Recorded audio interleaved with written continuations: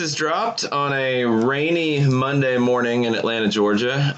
Soccer Down here, Overreaction Monday, November 5th. Jason Longshore, John Nelson, Jarrett Smith with you this morning. And guys, if I'm not making any sense today, I apologize in advance. We landed at about 2:30 last night, and by the time I probably got home and got settled and tried to go to sleep, it was about 3:30. And I slept.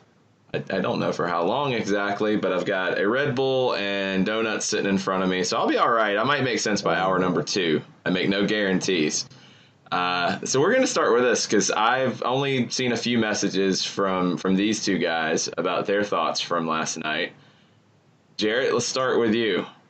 Atlanta goes on the road and gets a win, the only higher-seeded team to do this yesterday in the first round of the conference semifinals, after I think a lot of people expected a loss here. I mean, that was the general prevailing expert opinion was Atlanta United loses on the road, and, man, they're in a lot of trouble. Times have changed, haven't they? Times have changed, and, Mike Conti put out the stat last night, and it was the stat I referenced for the last few days. This team, when they lose a match, they don't let it. It's insane how this has gone on for over a year now, that when this team loses a match, they bounce back. They don't let things snowball down. Now, that's a combination of the manager or the guys in the locker room getting everyone together, putting their heads together, and, kind of fortifying. They kept that going last night.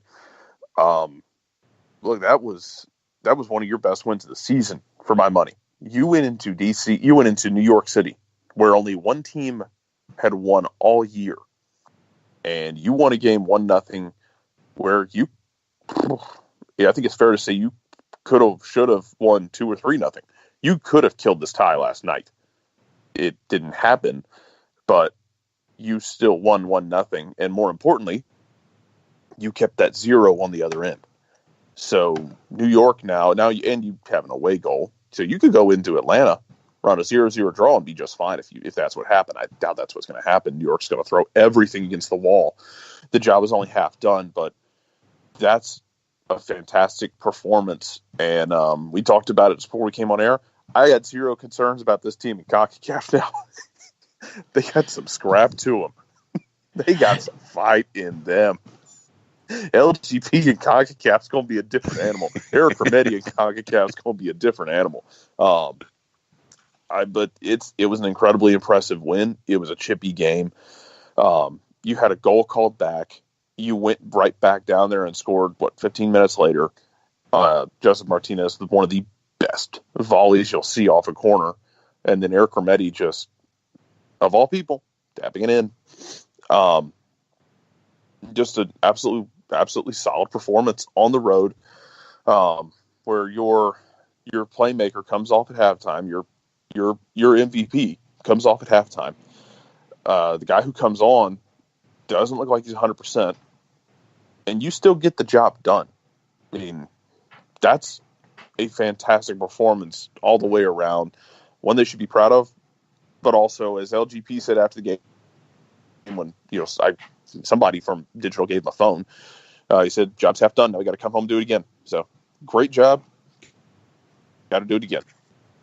Yeah, nothing's done yet at this stage. You're 90 minutes through 180, and you got the 1-0 lead. You got the lead on the road. It's very hard to go on the road in the playoffs and get wins. And Atlanta United did that last night at Yankee Stadium. It was very impressive. John, thoughts? Chippy, grinder.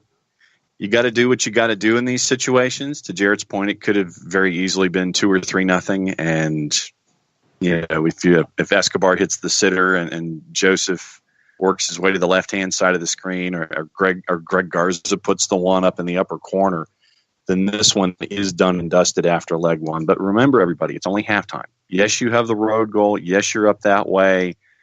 Everything comes back down here for 5:23-ish, I think, on Sunday afternoon. But to see this team grind out a result, and I was one of the ones that said it was going to be a draw, that it was going to be shared result leaving. But to see them take on this personality of putting it into the grinder, being chippy, being aggressive, having all of the tackles that were there. It was a performance that I think we can all file away and sit there and say, okay, if they have to do something this way, here's the example that they can.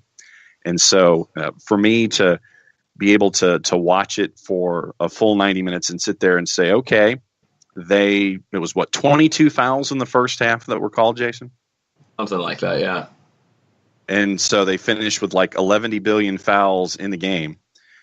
So you get a match like this, file it away, well done. It's only halftime. I don't know how many guys are going to have ice baths this morning, but it's going to be a good day of regen, and you can sit there and look at the film and work your way forward. And like I said, it's only halftime, but it's a good first step. Yeah, there's very little negatives to take out of this, to be perfectly honest. Again, Red Bulls didn't go to Columbus and get a win. That didn't happen. Seattle didn't go to Portland and get a win. That didn't happen. Kansas City didn't go to Real Salt Lake and get a win. It didn't happen, folks. It didn't happen. Atlanta United went on the road in the first round of the conference semifinals and got a win. There was a lot of talk about what is Atlanta United's best win in franchise history. Well, you just watched it last night. To go on the road in the postseason and get wins, a draw would have been great. We would have been celebrating a draw this morning.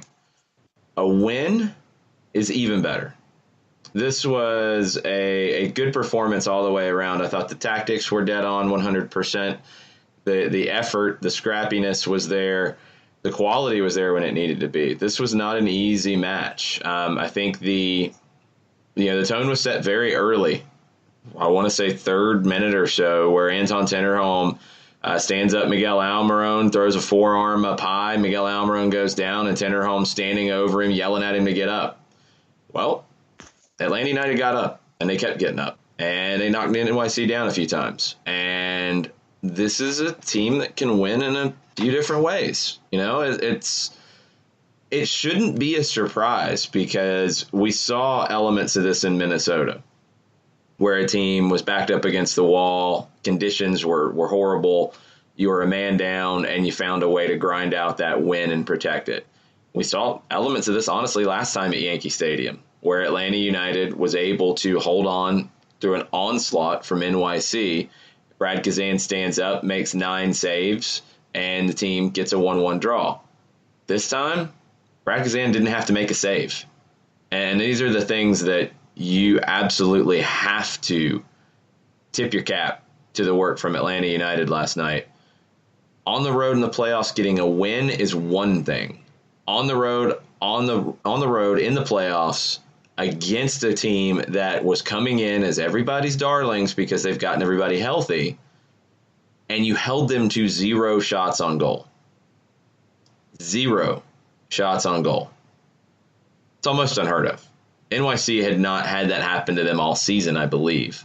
I think you're going back a year or two to find a time at home at Yankee Stadium where they did not have a shot on goal. They didn't have even double-digit shots, period. That's a huge performance on the road against a team that was feeling pretty good about themselves.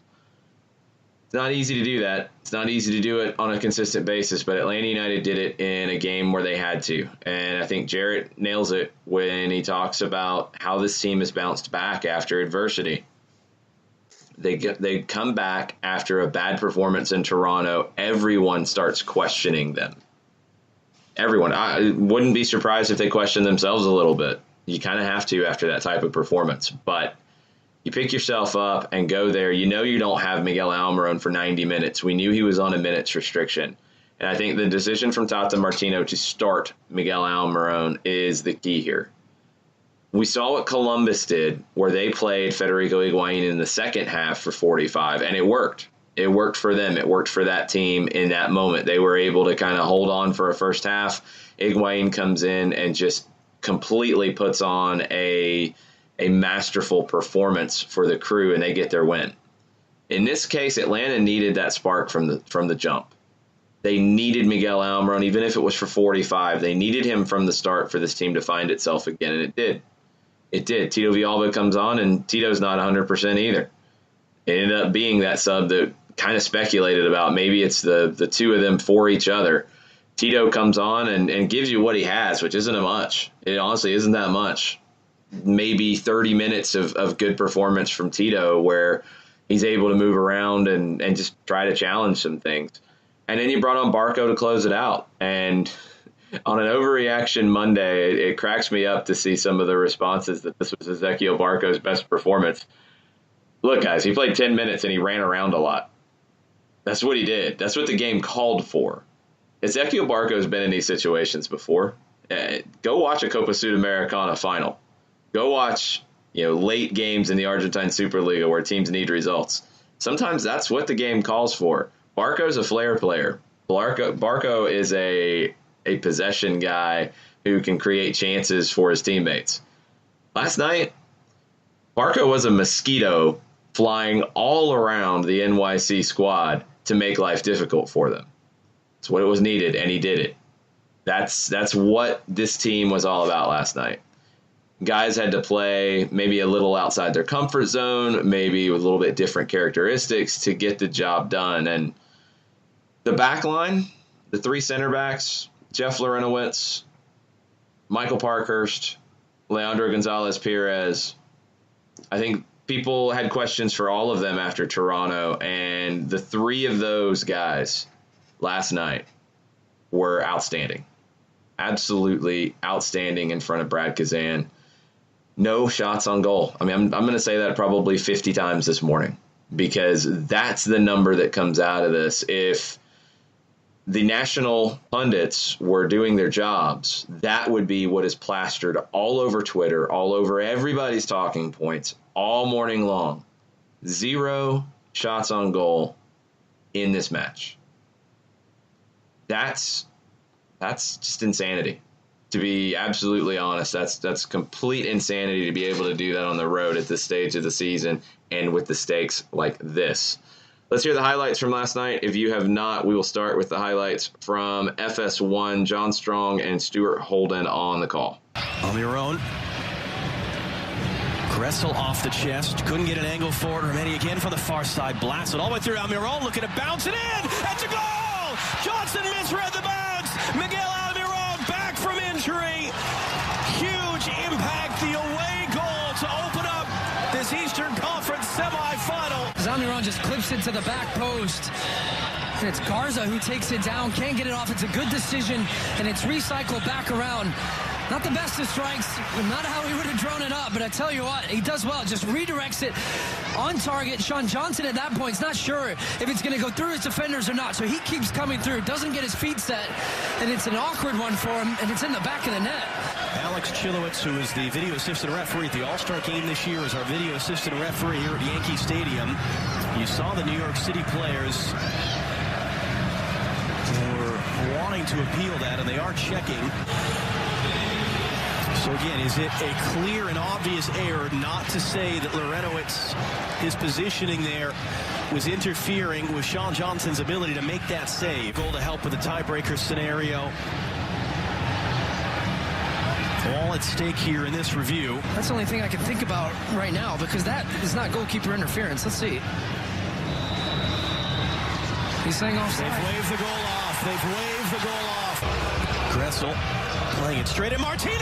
Saved by Johnson. The ball's loose to the line. It's a cross. It is a goal after all for Atlanta. It's Remedi who's celebrating it. It would be his first goal for Atlanta. Martinez thought he had it. Johnson couldn't deny the chance. And Atlanta does have that opening goal. Got the opening goal from Eric Remedi, the Bulldog from Bonfield. Man, he was immense last night too. But the VAR situation, that was really strange. It's going to take a segment to talk about, and we'll do that here in a second. If you guys have questions, send them our way on Twitter, @SoccerDownHere. Use the hashtag OverreactionMonday. It's awesome when I'm sitting in the bus waiting to get to the airport to fly home, and I see people using the Overreaction Monday hashtag to talk about the game, because I know you guys listen to the show on a regular basis. So thank you. Thanks, everybody who listened to us last night on 92.9. And we're going to take a break now. We'll talk VAR, and we'll talk about that first goal that was called back after this. Stay with us. Be right back.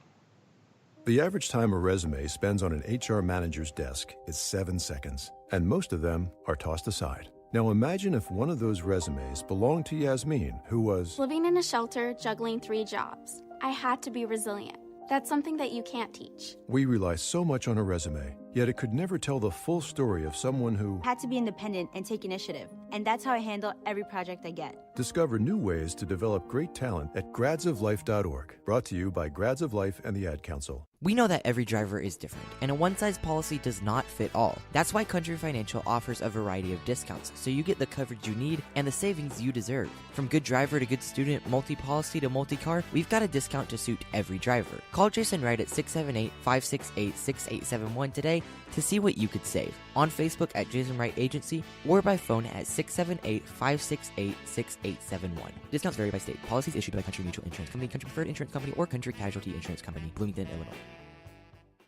Hey, hon, what you doing with your phone? Taking pictures? No, I'm asking it questions. Like what? Hey, Bobo, do flowers have best friends? I'm sorry. I'm afraid I don't know that. Hey, follow me. I want to show you something. Look, flowers do have best friends. Whoa. Some answers can only be found in nature. Discover the unsearchable. Visit discovertheforest.org to find a trail near you. Brought to you by the United States Forest Service and the Ad Council. Soccer Down Here is sponsored by Apolinski & Associates, LLC, personal injury lawyers with over 30 years of experience. Call Steve Apolinski at 518-350-4231 or email him at steve@aa-legal.com if you need help with a wrongful death or serious injury matter. Steve Apolinski is rated one of the top 100 trial attorneys in Georgia, recognized as Legal Elite by Georgia Trend magazine for being one of the most effective lawyers in Georgia.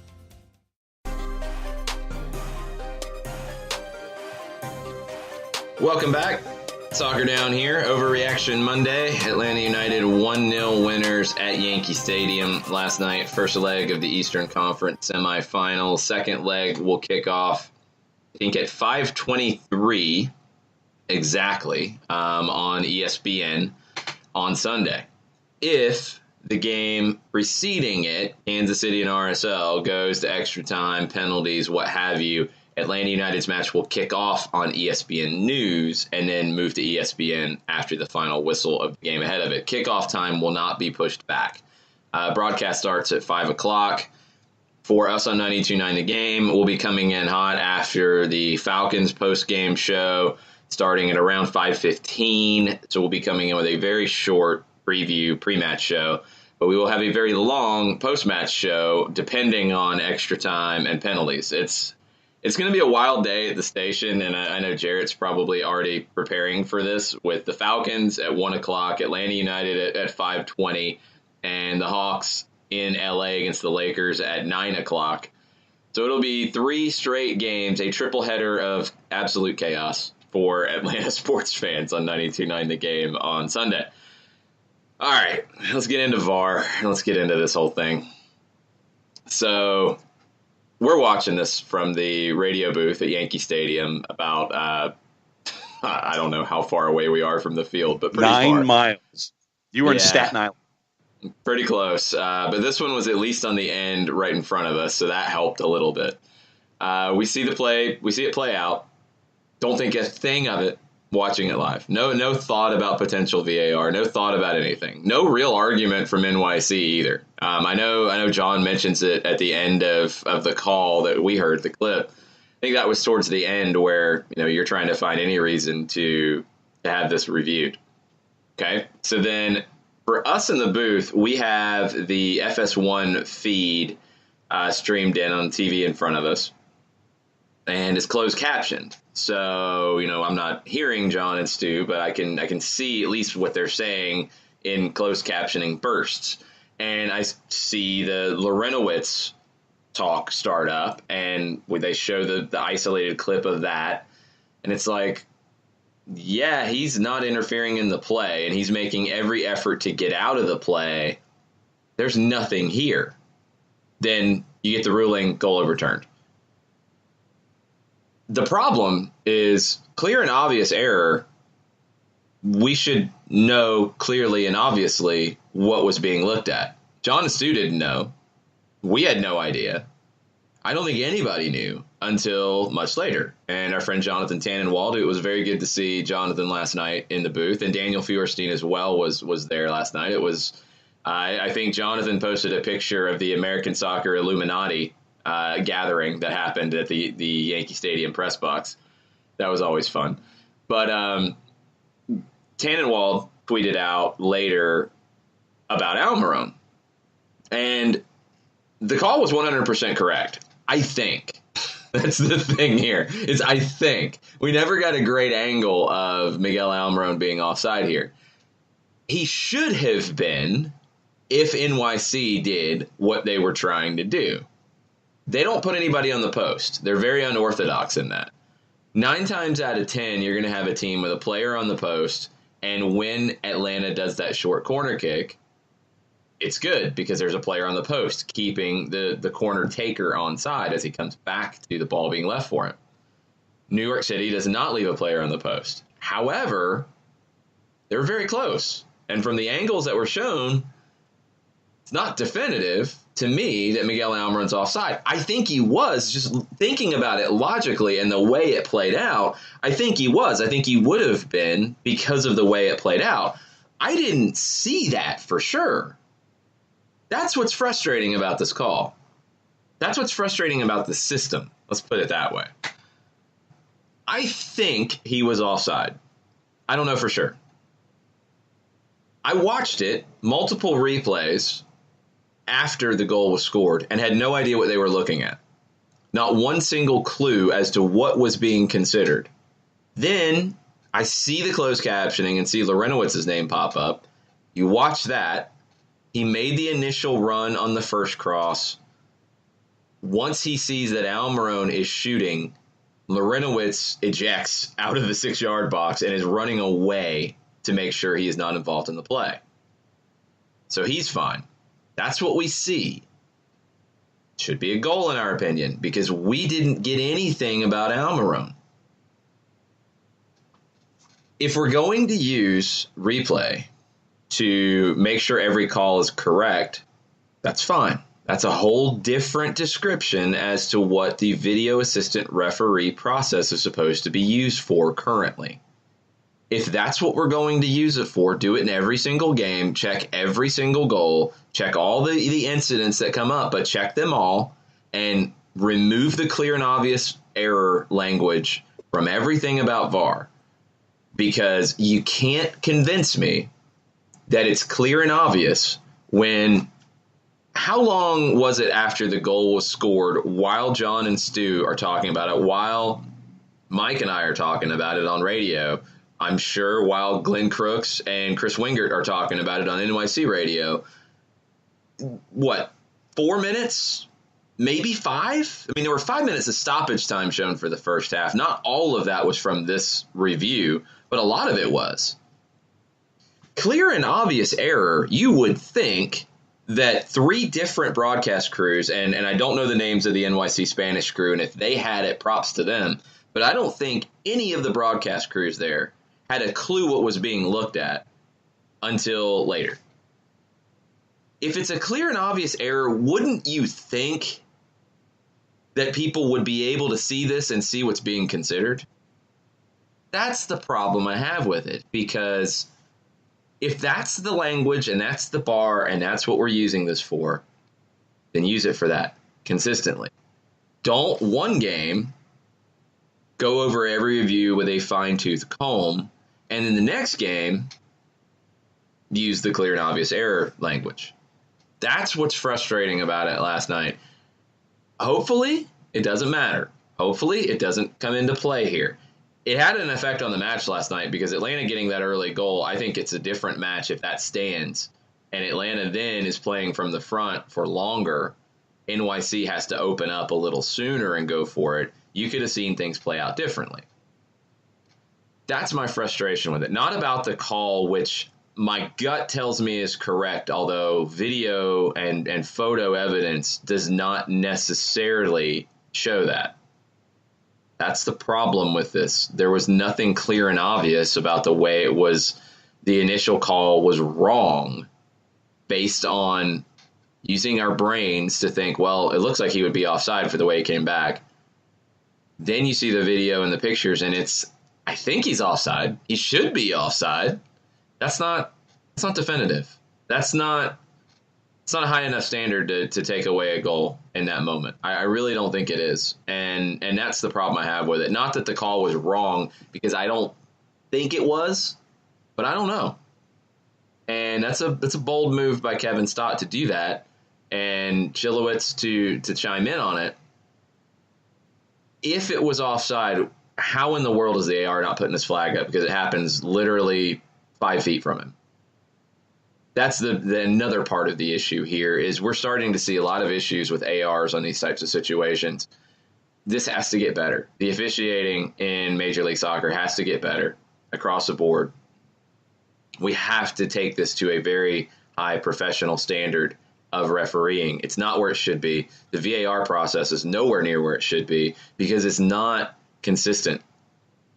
I don't know about you guys, and I'll start with you, Jared. Like, I don't know what you saw when you figured out what was being looked at or anything, but the whole situation was awkward, and on TV, and you guys tell me, I don't know when they got the word what the call was actually about, because as we heard on the replay, as they're talking about it up until when the decision goes down, I don't think they knew what was being reviewed. Yeah, I don't think they did on TV for the longest time. I didn't really know what exactly it was until Jonathan Tannenwald posts the clip of Miguel possibly being offside, which is still one of those. It's like, I think he was off. I'm not 100% positive because of the angle. It looks like he's a step off. But that's one of those, again, I'm not 100% sure, and I'm not sure that's clear and obvious.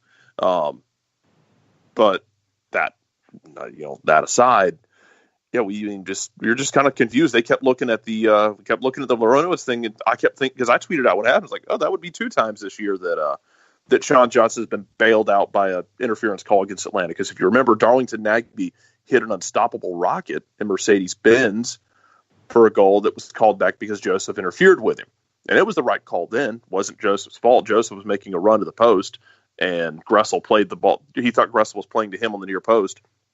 And Gressel pulled back and cut it back across to Nagbe, who hit a rocket, and Joseph just happened to be in the wrong place at the wrong time. But, I joked, it's like, it's the second time Sean Johnson's been bailed out by that. And they saw the replay, like, nope, Laronis didn't do anything. If anything, he kind of hugged the outside of the post and got out of the way. It was confusing. Doesn't have to be that confusing. Someone mentioned on Twitter, do the NFL thing where, let us know what you're looking at. Because otherwise we just sit here and we've got, 85 people speculating 85 different things and zabrudering the heck out of every single play, which, in my opinion, takes it beyond clear and obvious. Because at that point, we're not looking for the clear and obvious error. At that point, we're looking for what little thing might possibly be wrong here. And you can't just go back and referee a match after every single goal looking for everything that might have been wrong, when you're only supposed to be looking for clear and obvious errors. Yeah, clear and obvious in this case. I have no idea what that bar was last night. That's not how this should be. This was just way too strange. And if you're gonna have review and you're gonna use it in this way, I completely agree. You have to explain at the beginning of the process what is being reviewed. And I know it's different, and I know it's weird for soccer to do that. I don't care, because as a broadcaster, we'd like to get it right. We'd like to have a clue as to what was actually being looked at here. We had no idea. The fans at home need to know what's being reviewed as you're seeing a bunch of replays. The fans in the stadium need to know, because I don't think anybody in the stadium had a clue unless you were looking at Twitter, and I didn't know until halftime. That's not good. That's not good all the way around. It just creates drama and controversy where it doesn't need to be. John, what did you think about it? When did you know it was Miguel Almiron who was actually supposedly offside in the situation?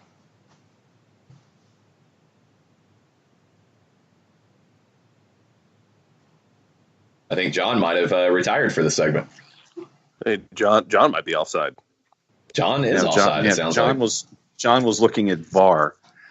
No, when Tannenwald posted the photo, that was the only time that I had any idea about what was under review, because I was watching the game.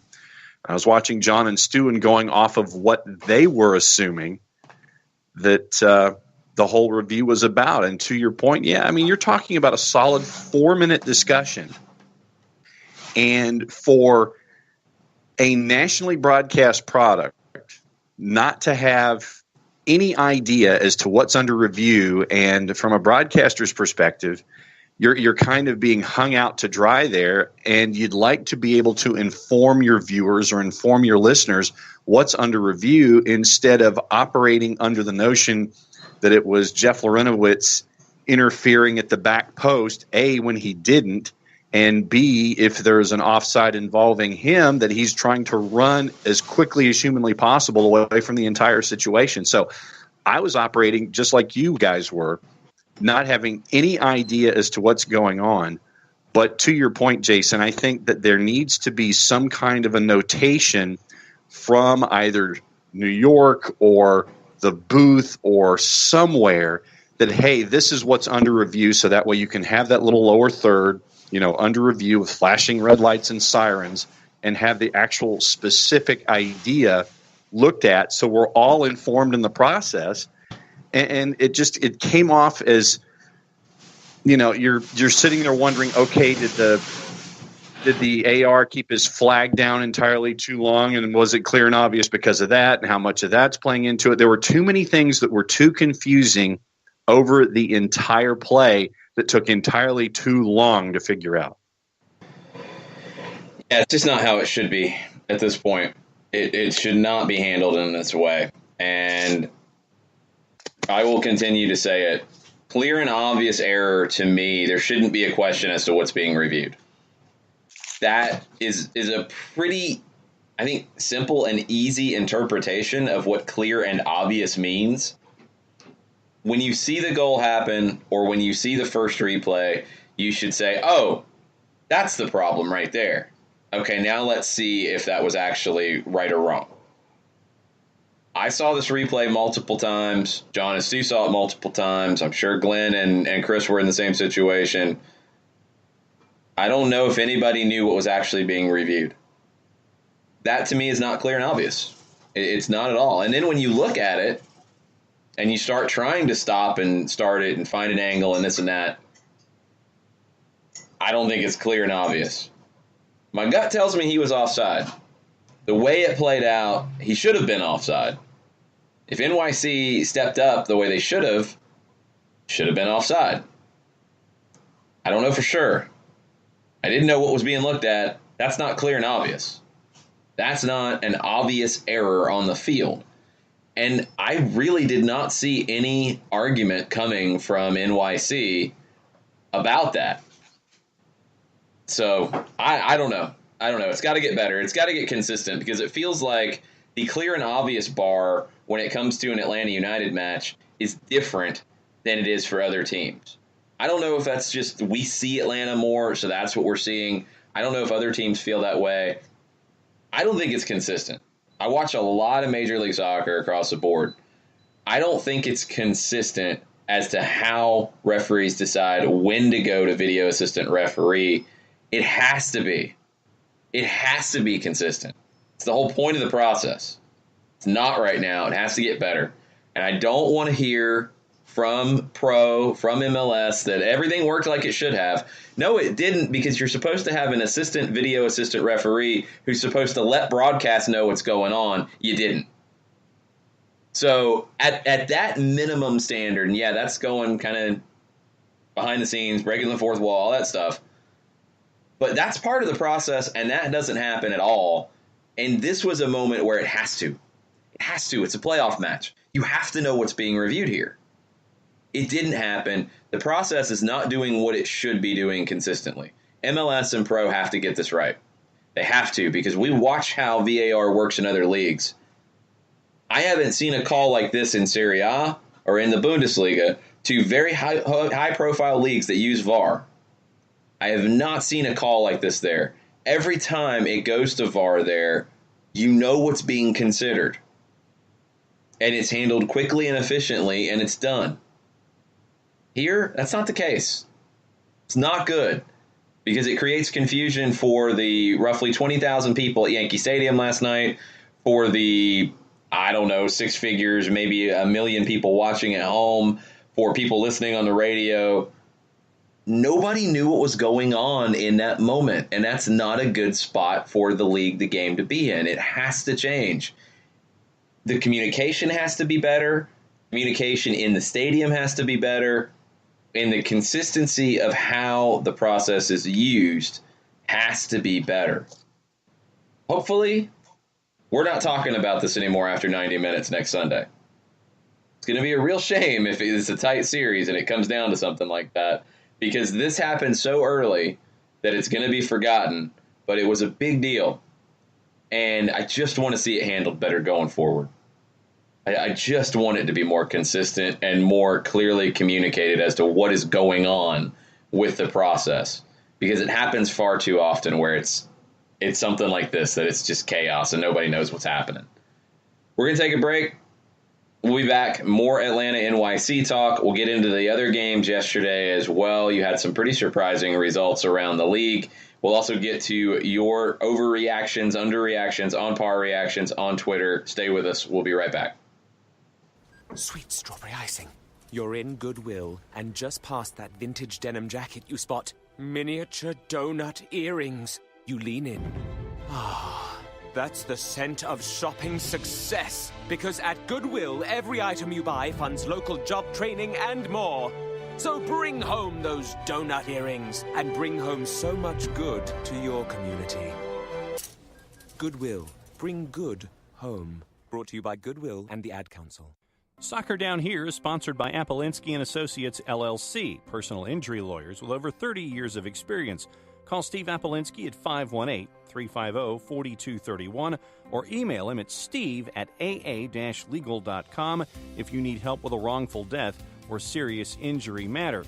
Steve Appolinsky is rated one of the top 100 trial attorneys in Georgia, recognized as legal elite by Georgia Trend magazine for being one of the most effective lawyers in Georgia. Hamilton was adopted from a rescue in 2008. He really likes to be around people. I get out my mat and I'm doing a downward dog and he's underneath. He's quite the pug about town. He gets invited to a lot of parties. He knows he's a pretty big deal. Look at this little face. How could you not love him? Hamilton the Pug, Instagram star and shelter pet. Amazing adoption stories start in shelters. Visit theshelterpetproject.org to find a pet near you. Brought to you by Maddie's Fund, the Humane Society of the United States, and the Ad Council. As a business owner, you know that every year brings new challenges and opportunities. The success of your business demands expertise and focus. And Country Financial can help you keep that focus by helping ensure you have the right insurance protection in place to meet your goals. Jason Wright can help you create a customized insurance plan that has coverages designed just for your business. Give Jason a call at 678-568-6871 or reach him on Facebook at Jason Wright Agency. Coverages vary by state. Policies issued by Country Mutual Insurance Company, Bloomington, Illinois.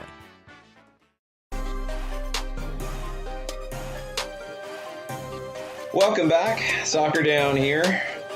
November 5th edition of the show, Overreaction Monday. We'll be getting into reactions. We have a few right now we have to touch on.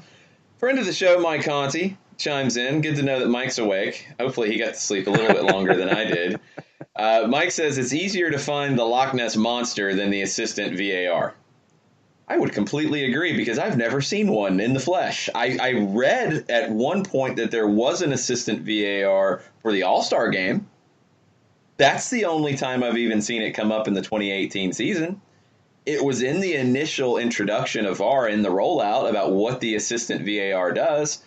I know there was talk about the assistant VAR being more involved after the World Cup and after they saw how VAR worked there. Nothing's changed. Zero. And hey, we want to get it right on the radio call. I know we're a little bit lower priority than the national TV call who had no idea what was going on. And that's not because John and Stu aren't good at their job. It's because nobody was telling them, because nobody knew. And if nobody knows, is it clear and obvious? That's the question I have. It makes no sense. And it's very, very frustrating. And I said it last night on the match. I'm going to stand by it. It was a joke the way it was handled. That can't happen in playoff matches. It cannot be that hard to understand what's happening in a playoff match. It's just completely unacceptable.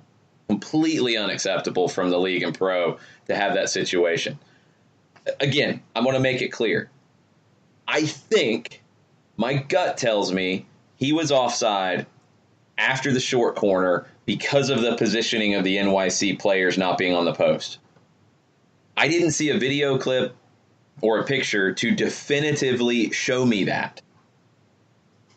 All of the talk, because the people watching it are thinking it's Lorenowitz on the backside, nobody talked about Almiron until I saw it halftime. And I know it came sooner, but we were a little busy. I didn't know anything about it until halftime, where I had a chance to see Tannenwald's tweet. That was the first that I think anybody had any conversation about it. It's unacceptable. MLS Pro, come on, let's get this right going forward. Don't get defensive and say, well, everything worked properly. Don't do that. Because it didn't. And you know it didn't. That's what's frustrating is I know referees. Referees at the end of the day want to know that they got everything they tried to get right. They want to know that they did a good job. That's what they're trying to do. They're not there to make bad calls. They're not there to be biased. They're there to try to get everything right. So don't come out and tell us that everything happened correctly on this and all of you who are upset are wrong.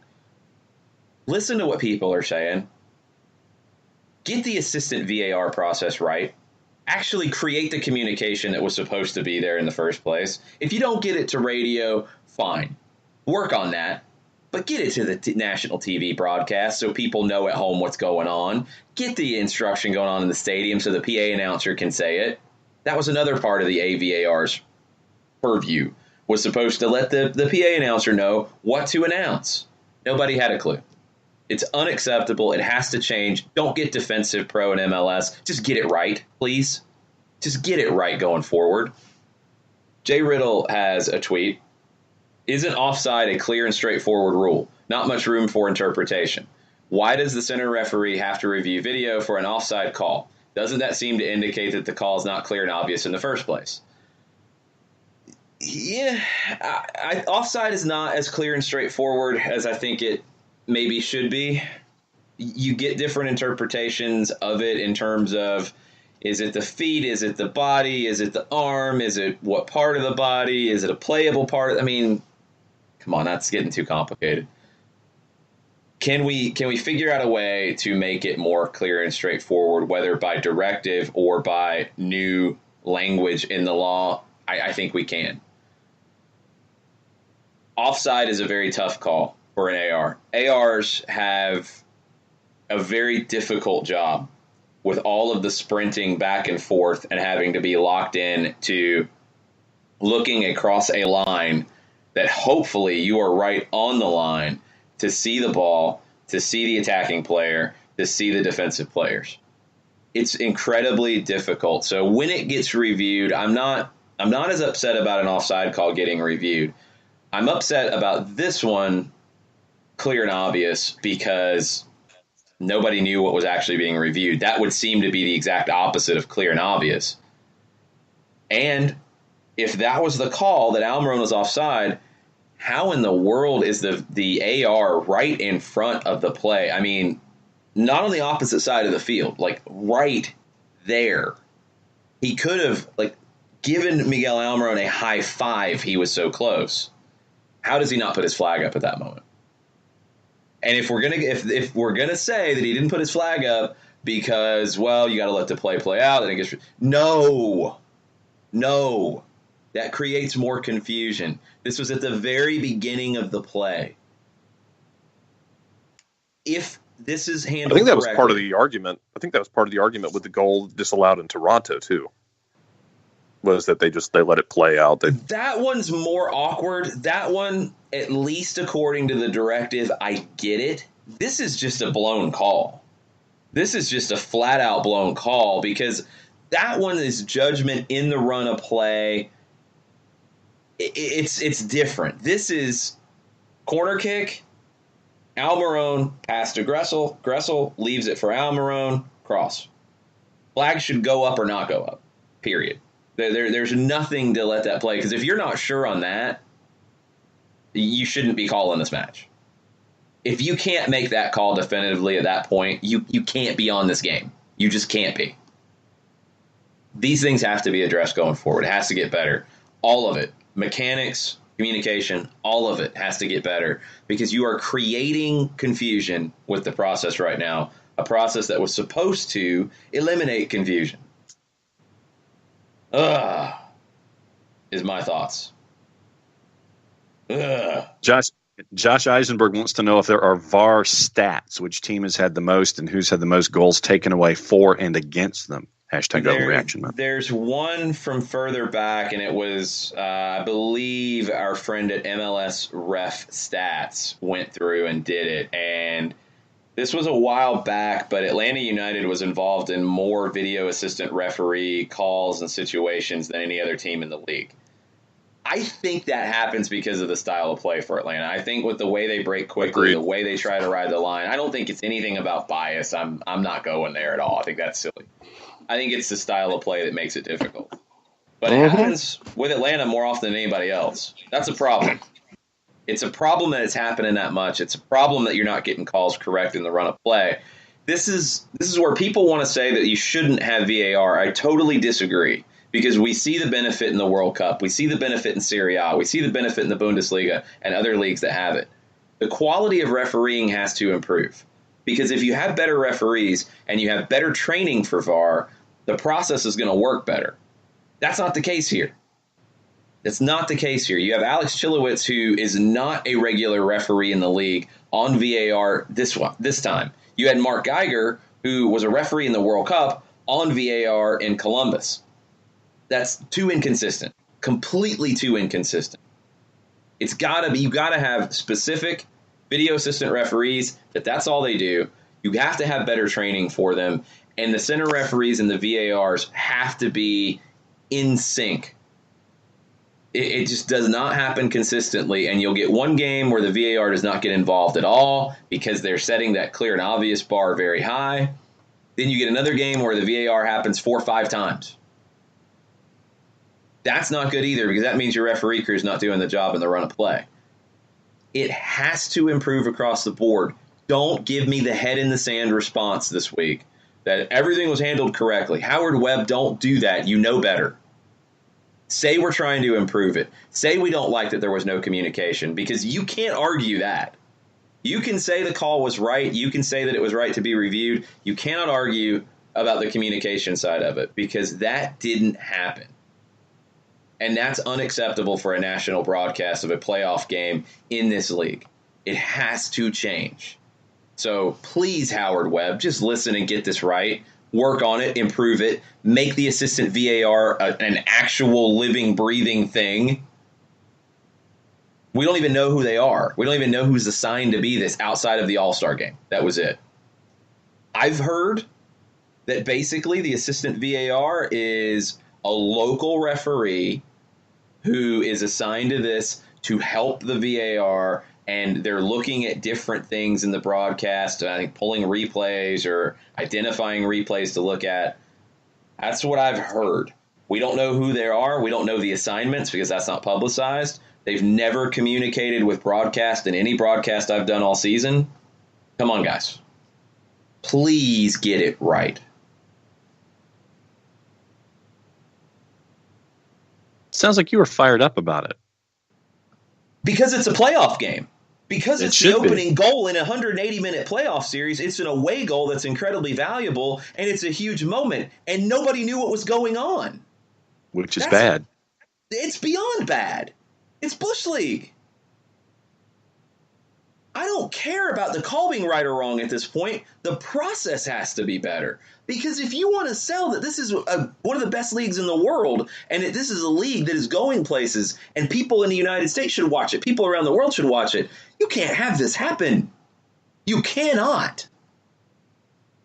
Nobody knew what was going on last night in that process. Nobody knew it when it was happening live. That's not right. For a league that wants to play itself as they claim to be, to have things like this only moves them backwards in the discussion. And let's get one thing straight here. Major League Soccer does not control the referees.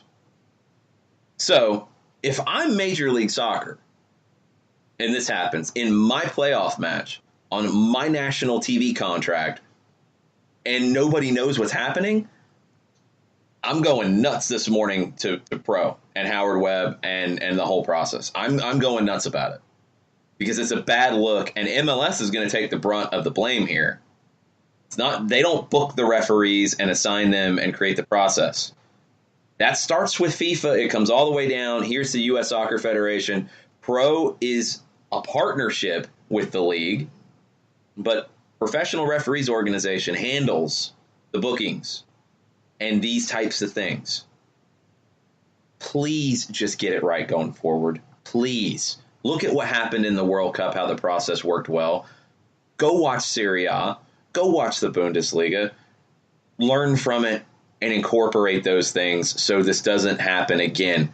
Can you imagine if we get to MLS Cup and you have a moment like this in MLS Cup in prime time? It's a horrible look. It happened in the World Cup final. It was handled very well. I disagreed with the call, the handball that resulted in a penalty. I didn't love the call. But the process, the announcers knew what was going on. It was clear based on the replays that TV were given what was being reviewed, what was being discussed. You could watch it. You could listen. You could make a judgment. That's the game. We all agree or disagree with calls all the time. In this case, we didn't know what we were agreeing or disagreeing about because we didn't know what was being actually reviewed. That's awful. If the World Cup can get it right, if Serie A, the Bundesliga, the other leagues that use it can get it right, Major League Soccer and the Professional Referees Organization can get it right. They have to start doing that now. No more excuses about, well, everybody else is wrong, we're doing it the right way. No. It has to get better. The clear and obvious bar has to be more consistent. The communication has to actually start because it's not there right now. We're going to take a quick break, come back, finish out hour number 1. After this, stay with us. The average time a resume spends on an HR manager's desk is 7 seconds, and most of them are tossed aside. Now imagine if one of those resumes belonged to Yasmin, who was living in a shelter, juggling 3 jobs. I had to be resilient. That's something that you can't teach. We rely so much on a resume, yet it could never tell the full story of someone who had to be independent and take initiative. And that's how I handle every project I get. Discover new ways to develop great talent at gradsoflife.org. Brought to you by Grads of Life and the Ad Council. We know that every driver is different, and a one-size policy does not fit all. That's why Country Financial offers a variety of discounts, so you get the coverage you need and the savings you deserve. From good driver to good student, multi-policy to multi-car, we've got a discount to suit every driver. Call Jason Wright at 678-568-6871 today to see what you could save. On Facebook at Jason Wright Agency or by phone at 678-568-6871. Discounts vary by state. Policies issued by Country Mutual Insurance Company, Country Preferred Insurance Company, or Country Casualty Insurance Company, Bloomington, Illinois. Hey, hon, what you doing with your phone? Taking pictures? No, I'm asking it questions. Like what? Hey, Bobo, do flowers have best friends? I'm sorry. I'm afraid I don't know that. Hey, follow me. I want to show you something. Look, flowers do have best friends. Whoa. Some answers can only be found in nature. Discover the unsearchable. Visit discovertheforest.org to find a trail near you. Brought to you by the United States Forest Service and the Ad Council. Soccer Down Here is sponsored by Appolinsky & Associates, LLC, personal injury lawyers with over 30 years of experience. Call Steve Apolinski at 518-350-4231 or email him at steve@aa-legal.com if you need help with a wrongful death or serious injury matter. Steve Apolinski is rated one of the top 100 trial attorneys in Georgia, recognized as legal elite by Georgia Trend magazine for being one of the most effective lawyers in Georgia.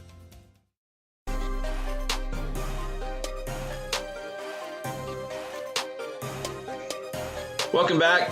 Quick segment to end hour number one. Jason Longshore, John Nelson, Jarrett Smith with you. Soccer Down here, Overreaction Monday. I might be overreacting about VAR. Maybe it's an on-par reaction. I don't know.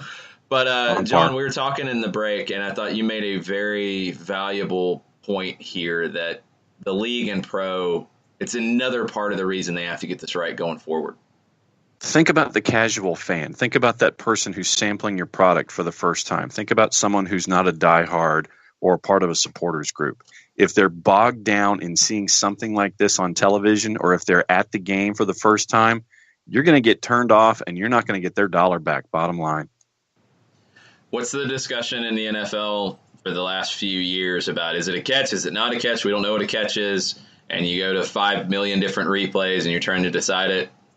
That's a running joke, and it's a bad situation right now for NFL and replay.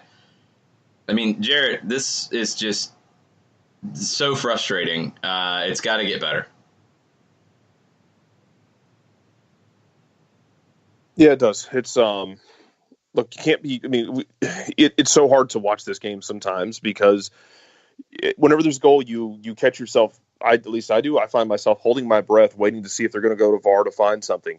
And not necessarily find something that's clear and obvious, because sometimes it happens. Sometimes you look at it and I'll miss something in the run-up, and they'll play the replay like, oh, yeah, that's an error. That's fine. Flip that over.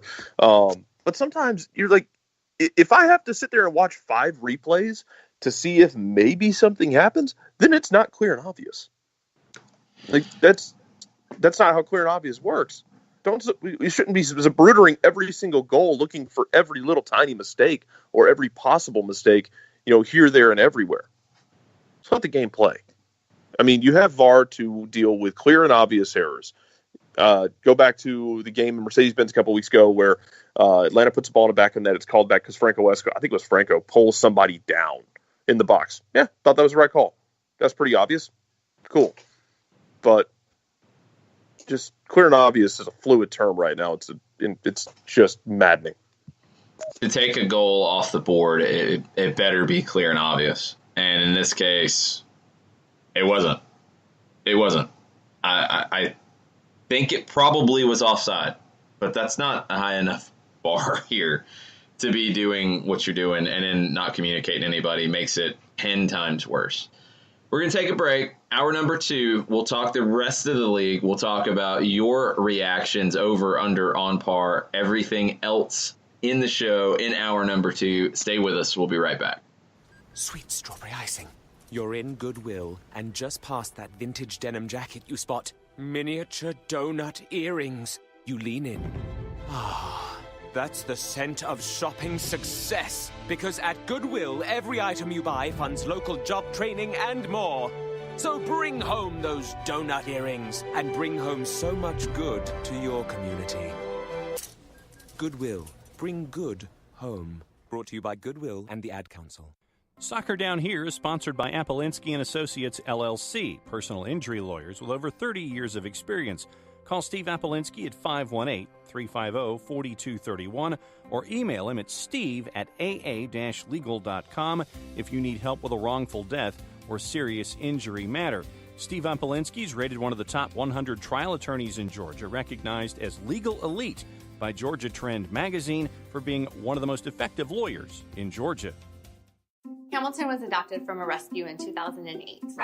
He really likes to be around people. I get out my mat and I'm doing a downward dog and he's underneath.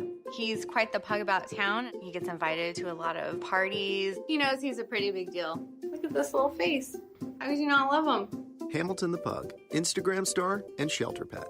Amazing adoption stories start in shelters. Visit theshelterpetproject.org to find a pet near you. Brought to you by Maddie's Fund, the Humane Society of the United States, and the Ad Council. As a business owner, you know that every year brings new challenges and opportunities. The success of your business demands expertise and focus. And Country Financial can help you keep that focus by helping ensure you have the right insurance protection in place to meet your goals. Jason Wright can help you create a customized insurance plan that has coverages designed just for your business. Give Jason a call at 678-568-6871 or reach him on Facebook at Jason Wright Agency. Coverages vary by state. Policies issued by Country Mutual Insurance Company, Bloomington, Illinois.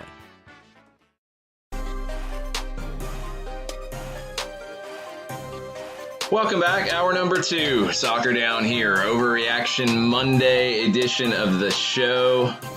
Jason Longshore, John Nelson, Jarrett Smith with you this morning. We're talking Atlanta 1-0 winners at Yankee Stadium last night over NYC FC. I'm going to give an assist to Waka Flocka for being there, flying up to New York for the game. Waka Flocka is a fan, y'all. That's craziness to me. I think we have the best celebrity fans between Waka Flocka and Archie and Jeezy and Millie Bobby Brown from Stranger Things. She's at a bunch of the games. I mean, it's crazy. It's crazy to see this. It's crazy to see Waka Flocka on the field last night with the We Gon' Shine playoff flag. And the Cooligans, who are NYC fans, said that after the final whistle, Waka Flocka ran towards their section holding up the flag. I love it. I love it. We have Waka Flocka talking trash at Yankee Stadium in an Atlanta win last night. This is the same thing.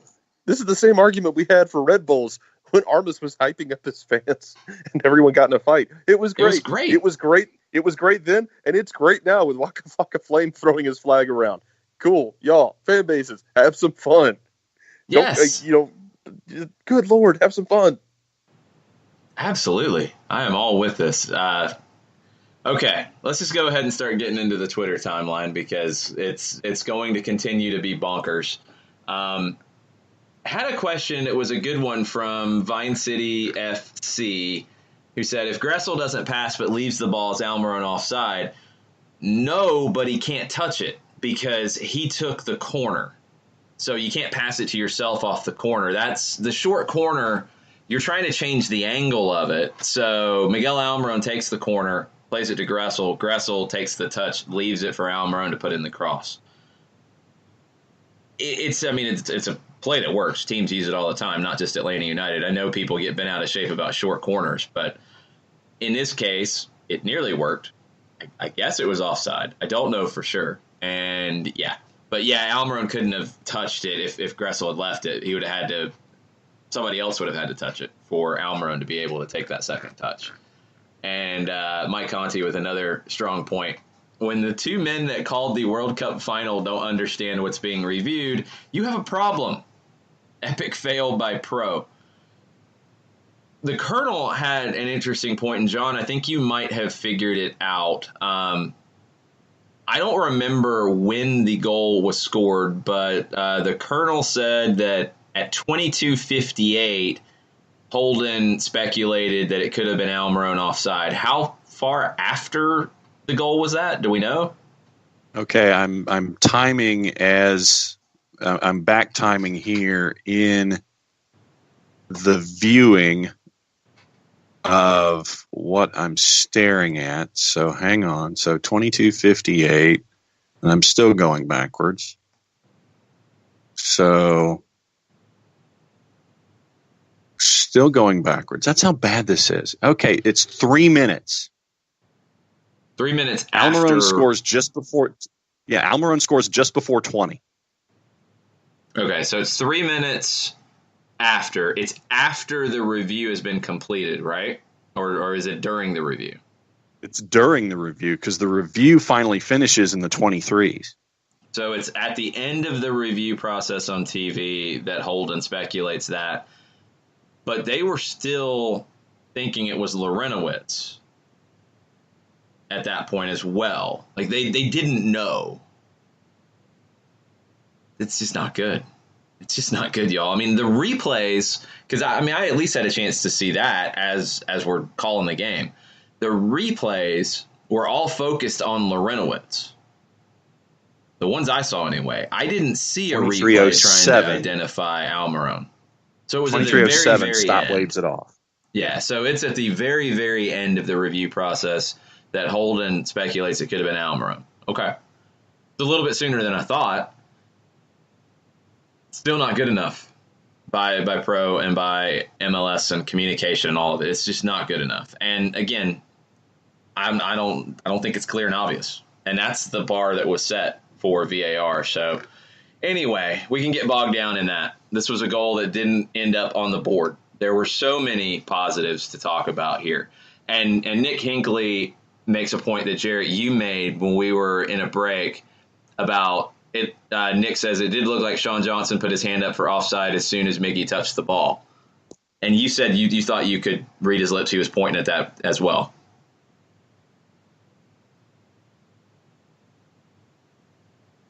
Yeah, I mean, that to me was the first thing that I saw in the close-up. Sean is putting his finger to his ear saying he was off and pointing into that near corner. Yeah, and I mean, let's be clear. I think anytime a play happens, you're going to have defenders put their arm up and point and do that. So not every time they're correct or believe it necessarily. So that is true. But yeah, I mean, if they didn't have a player on the post, it's really close. Just get it right the first time. The AR has put the flag up. That's the biggest issue with all of it. Is that's a simple call for an AR. Defenders putting their hand up weekly on a play where they're burned is right up there with cornerbacks celebrating a play where they didn't do anything. Is my favorite thing in sports that a pro athlete does. Yeah, like the putting your hand up thing is funny. Like just meekly, like, oh, I didn't step. That guy is in on goal and 20 feet away. I'm going to put my hand up and pray. That's one of my favorite things. Yeah, pretty much. That is how it will go sometimes. Oh, man. All right.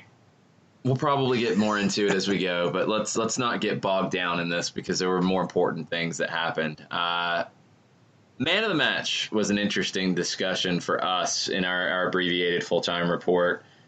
I went with Leandro Gonzalez-Perez. I think Who Scored had him as the top-rated player as well. Who did you guys think was the man of the match? Start with you, John.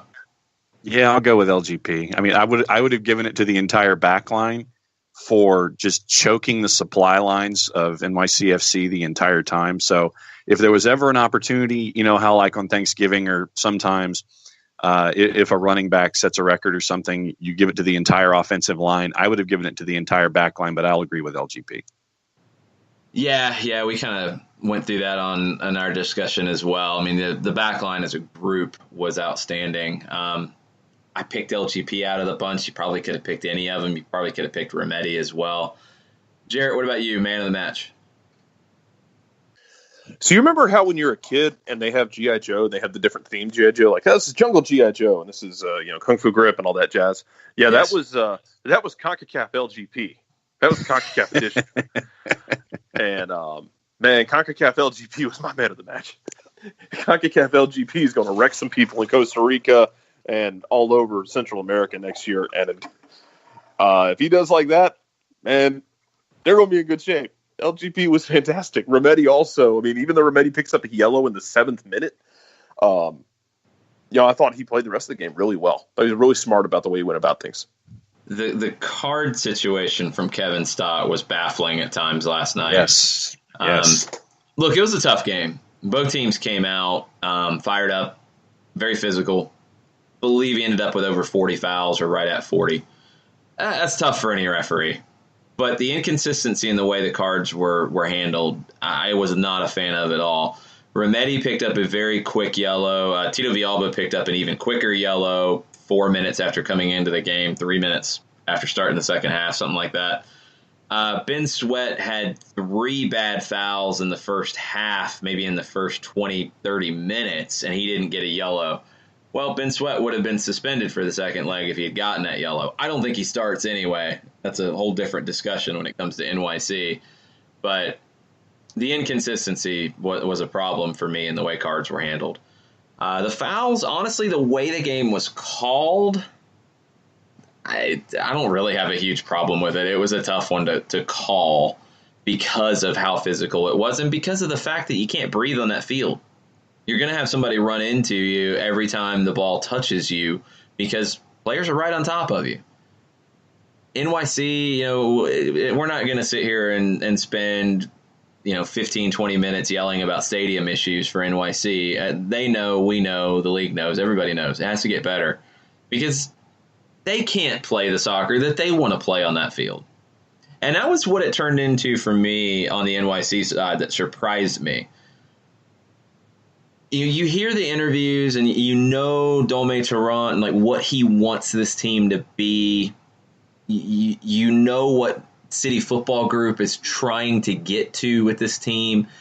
One, I don't think you can do it at Yankee Stadium just because of the way it impacts the match. But in this match, a big match where they've turned the corner a little bit, they, to me, got wrapped up in the physical nature of the match, got wrapped up in the hard challenges and trying to be the tough guys on the field from really early on. And it took them out of their game. They didn't play the game we typically see from NYCFC. They had the possession in the second half as they were chasing. Atlanta dropped deeper and deeper. That's typical when you have a lead, especially in the first leg of a series on the road. You're good with your one goal. You're going to protect it. If you give one up, you don't want to, but you're not dead yet. You're good. So you're going to be more defensive. NYC in the first half didn't have the majority of the possession. They never had a shot on goal. That's not how they play, Jarrett. And I think, you mentioned CONCACAF LGP and, maybe it's preparation for Copa Libertadores LGP. I don't know. But it seemed like all of that side of the game was in their head. Chanot seemed to lose his head at times. Tinnerholm, forearm shivers Miguel Almiron in the first couple of minutes, yelling at him to get up. Like, it felt like that was the approach coming in. That's not who NYC is or should be. And I think it hurt him last night. It's not to say that they are the same team as Orlando, man, it reminded me of that first Orlando-Atlanta game. A little bit, where Orlando was really physical and everything was a personal offense. And everybody was up and ready to go. And the problem is when you play like that, the highs are high and the lows are low. And there were parts of it that reminded me of that Orlando game, just where, Tinnerholm's yelling at Almiron. Guys are yelling and fighting, and every time something happens, people are running around screaming, and the referee's got 5 people in his ear the entire time. It's just a weird game, but I don't know what to expect. Well, I don't know what I expected the same New York team that dealt with Philadelphia, but I mean, look at the difference of the back line. Philadelphia has young center backs. They've had some really good runs this year. And those center backs did not have a great run in that one-off game. Meanwhile, Atlanta runs out Michael Parkhurst, Franco Escobar, who had a couple mistakes early, but nothing catastrophic. He didn't turn the ball over 5 feet in front of goal. And LGP and Lorenowitz, you saw a veteran back line get the job done, as opposed to a young back line make mistakes. And I'm going to be fascinated what New York looks like coming into Atlanta now, because they're going to have to go for it. And when they get stretched out, whoa, buddy. Yeah, that's true. New York City will have to change their approach at Mercedes-Benz. I think they're going to be able to play more of the game that they want to play. They want to play good soccer. That's the way you watched Manchester City yesterday. That's how New York City wants to play. And I think when Dome Tarrant has his guys firing on all cylinders, that's how they play. Are they as good as Manchester City? No, obviously not. But can they play in that style? Yeah. And that's what they want to do. It didn't seem like last night that's what they wanted to do at all. It did feel like a team that had that chip on their shoulder, trying to prove a point physically, and got bogged down in that. What we learned on the Atlanta side is that's completely fine. They can play through those types of situations, and it doesn't affect them. It doesn't affect the way Atlanta plays. I thought it was a good, scrappy performance. And one thing before we go to break that I saw some different tweets about it during the game, like at a glance, and I hear it sometimes. Look, every game is different, and a lot of that comes down to the referee crew, the matchup, the situation, all of it. Every game is different. The line of what's a foul, what's not a foul, what's a card, what's not a card, what's acceptable, what's not acceptable, it's blurry. It's not like, I mean, I don't think any sport, honestly, is truly black and white when it comes to this, but it's not in soccer. You know, the quote that we talked about, that Mark Geiger was told. Now, this was, God, John, remember this when we talked about it, about, I believe it might have been Essie Baharmist who said this when he was talking to young referees in Major League Soccer's early days about how the rule book, you can actually like literally bend it. You can take the book itself and bend it, and referees need to learn how to do that. The laws of the game are not completely rigid. There is interpretation, and I see some of the discussion about the offside, about did Gressel pass it? That affects the interpretation. I don't think that was the case here, but the thing about the laws and the way a game can be called is it can adapt to the game and the situation. What happened in the game last night, in other matches, you'd see red cards, you'd see yellow cards, you'd see 2 yellow cards and a red. You'd see all kinds of stuff go down. It's not the way the game played out last night. This is a game that you have to adapt to the way it's being called and the way it's being played. Leandro Gonzalez-Pirez, 100% adapted to the way the game was being called. In other games, yeah, he might have seen yellows and he might have had to adapt in the game. But in this one, it was nasty, it was chippy, it was physical, and LGP matched that and did his job in that environment. You can't look at the game like you do a youth game. You can't look at it like you do a regular season game. Every match is a different environment completely. It's something that I think, you know, the fan base will learn more over time, especially when we get into CONCACAF, especially when you start playing in Copa Libertadores, if that goes down. The way the game is played in other countries is different. The way referees handle it in other countries is different. I agree with Jarrett. This was a great display for Atlanta United in this type of environment where you've got to be willing to fight. You've got to be willing to not get intimidated, not be bullied. If somebody's going to take a cheap shot on you, take the cheap shot back. If you get fouled and you have a lead late, take your time getting up. All of those things come into play in a match. You have to know when to do them, when not to do them, what the referee is going to allow, what they're not going to allow. You have to figure out where that line is in every match. That's why I stress with referees, you want consistency. Players have to adapt. Go ahead, John. Yes. No, I was just going to say that's the thing. It's like what was the game that we played when we were little kids? It's like dude hits you in the arm, you hit him in the same spot, and you keep seeing who's going to flinch first. Right.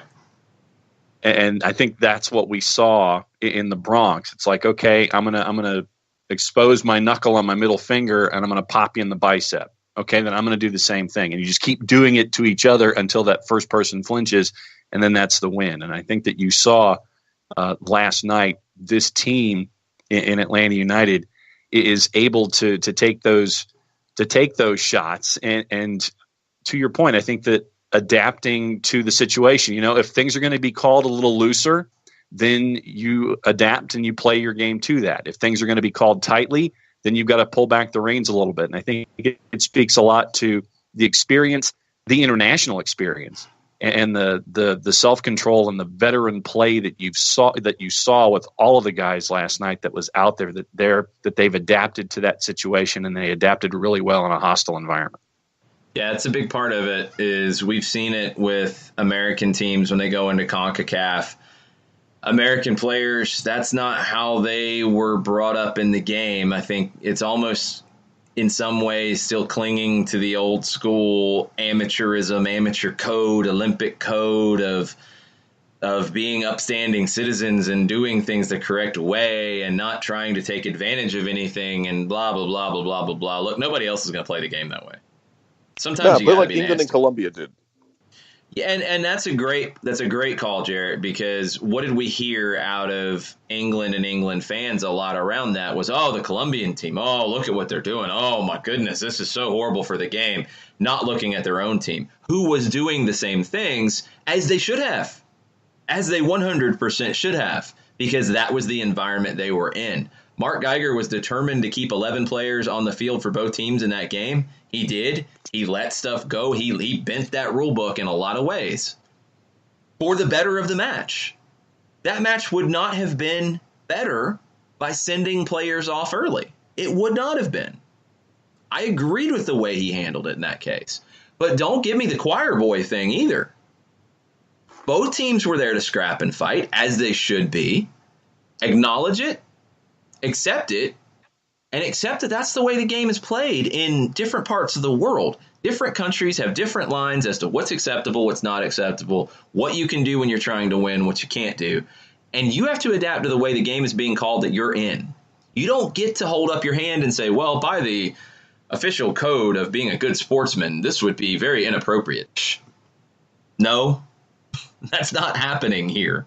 So Atlanta United has a team of players that have played in Copa Sudamericana, have played in Copa Libertadores, have played in World Cup qualifying and Youth World Cup qualifying and youth tournaments in CONMEBOL, in CONCACAF. These are guys who've been around the block a few times. They're street smart. They know how to handle themselves in these situations, and that showed last night. And they rose to the occasion and got what needed to be done, and they got 3 points. They got a win. They got a goal on the road, and they come home with a chance to move on, even with a draw at home. Atlanta United moves on to the conference finals. We're going to take a break, come back. More of your reactions on Twitter. Stay with us. We'll be right back.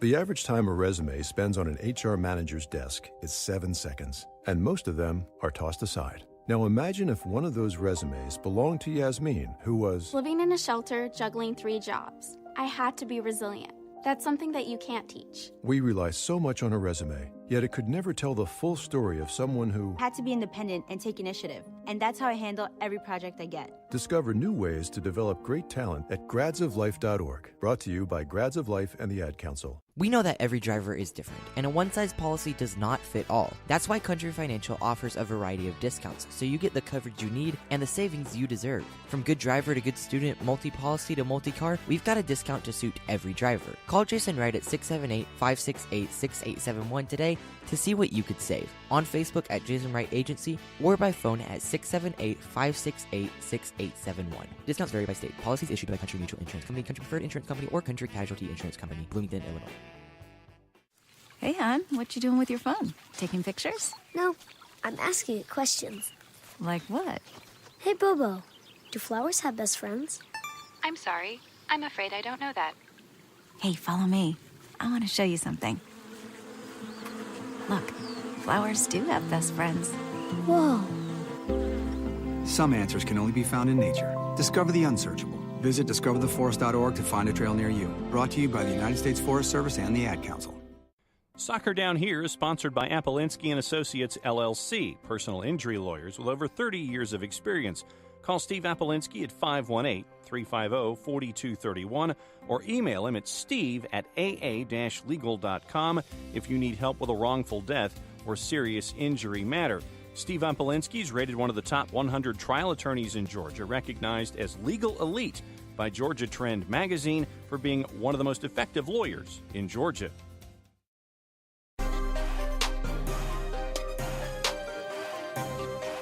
Welcome back. Soccer Down here. November 5th edition. Getting into the Overreaction Monday timeline, which is immense. And we will try our best to work our way through it as we go today. John Nelson is on a conference call. Big week upcoming for high school football and the playoffs. Georgia Public Broadcasting will be all over it. So John's preparing for that. So you're here with Jarrett and I as we start to go through this timeline. Real quick, before we start getting into everybody's tweets, the other results yesterday. Interesting, to say the least.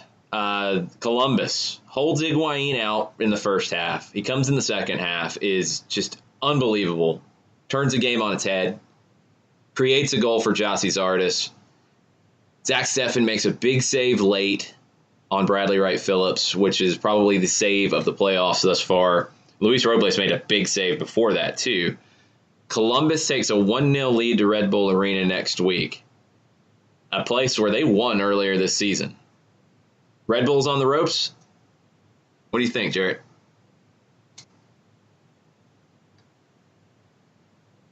I don't know if they're on the ropes yet. I think this is a situation where if you're Red Bulls, like, it's any other team, I think you're fine. You're a little nervous because of what Columbus has done in your building this year and what Columbus has done to you in general. Like, Columbus Berhalter seems to know what to do with Red Bulls. He seems to just have a plan of, hey, Red Bulls are going to do this. Okay, well, I've got the people and the idea on how to deal with Red Bulls. Red Bulls are going to have to go after the game, though. And maybe they start just playing their game because they'll have 90 minutes to play with. No sense in, putting yourself in a hole early. But if Columbus holds serve after 20, 30, into the 40th minute, Red Bull's going to have to come out and play. And I'm curious if Columbus, says, here, you have the ball. You build everything. Build your own possession. Go ahead. We don't care. Yeah, I'm fascinated by the tactics in this one. Last time Columbus, and they started this one with it too, with Mullins and Zardes up top. That's how they played last time. It was almost a 4-4-2 diamond. I'll be curious to see what they do here, if they just play direct and sit back and play two up top and battle it out with Aaron Long and Tim Parker. But let's be honest about something with the New York Red Bulls. They were the best team in MLS this season, the best team in MLS history in terms of points in a regular season. They don't create a ton of goals from the run of play, and they haven't been doing that the last couple of months. It's been a lot of goals off of set pieces, penalties. They create goals through their press, not through creative play. They're going to have to find a way to do that because Columbus will not care about possession at Red Bull Arena. They're going to have to find a way to get Kaku more involved. He has been a bit of a passenger for this team in the last few months. That's not what they paid for. And now is when you need him. Now is when you need him to step up. So Red Bulls are in an interesting spot. They have to be feeling the pressure. They have to. Second game of the day yesterday, Portland and Seattle. Seattle gets the early goal. Seattle has two big injuries, and Portland comes back and gets two pretty quickly and wins 2-1. What do you think about this one, Jarrett, with Portland having to play on short rest now, but Seattle potentially missing Chad Marshall and Christian Roldan? So that's the thing for me. Are they out? Because what a sickening brand of irony this would be if we find out that, oh, yeah, they had been good to go if we had a week to rest, but we've only got 3 or 4 days to rest, so they're not going to be set to go or can't go a full 90. What a sickening brand of irony that would be for Seattle. Because I think Savarese can get the job done in Seattle. I do. Yeah, I do too. I think he can absolutely have a game plan to go in there and get it done. Chad Marshall's the key. If Chad Marshall's out, Seattle's not getting to MLS Cup. If Chad Marshall's out, Seattle might not get out of this round.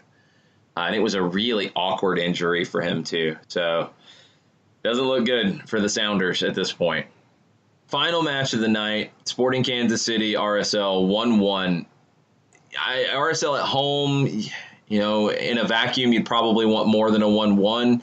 With what they've been through in the last week and putting so much into the win at LAFC, I think Mike Petke's got to be pretty happy with the 1-1, and he has a shot going to Kansas City.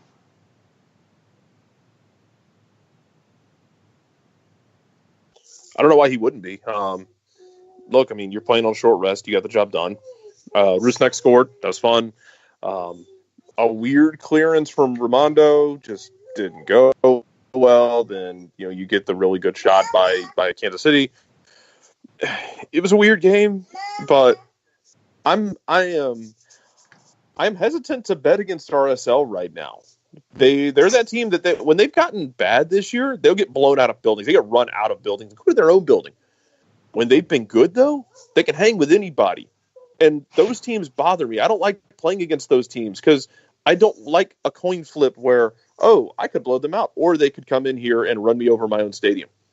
RSL, if they do what they did against LAFC and just have a really good road game and Petke gets it right and everyone's up for the game, I don't see any reason why they can't go in there and put a goal or two on Kansas City.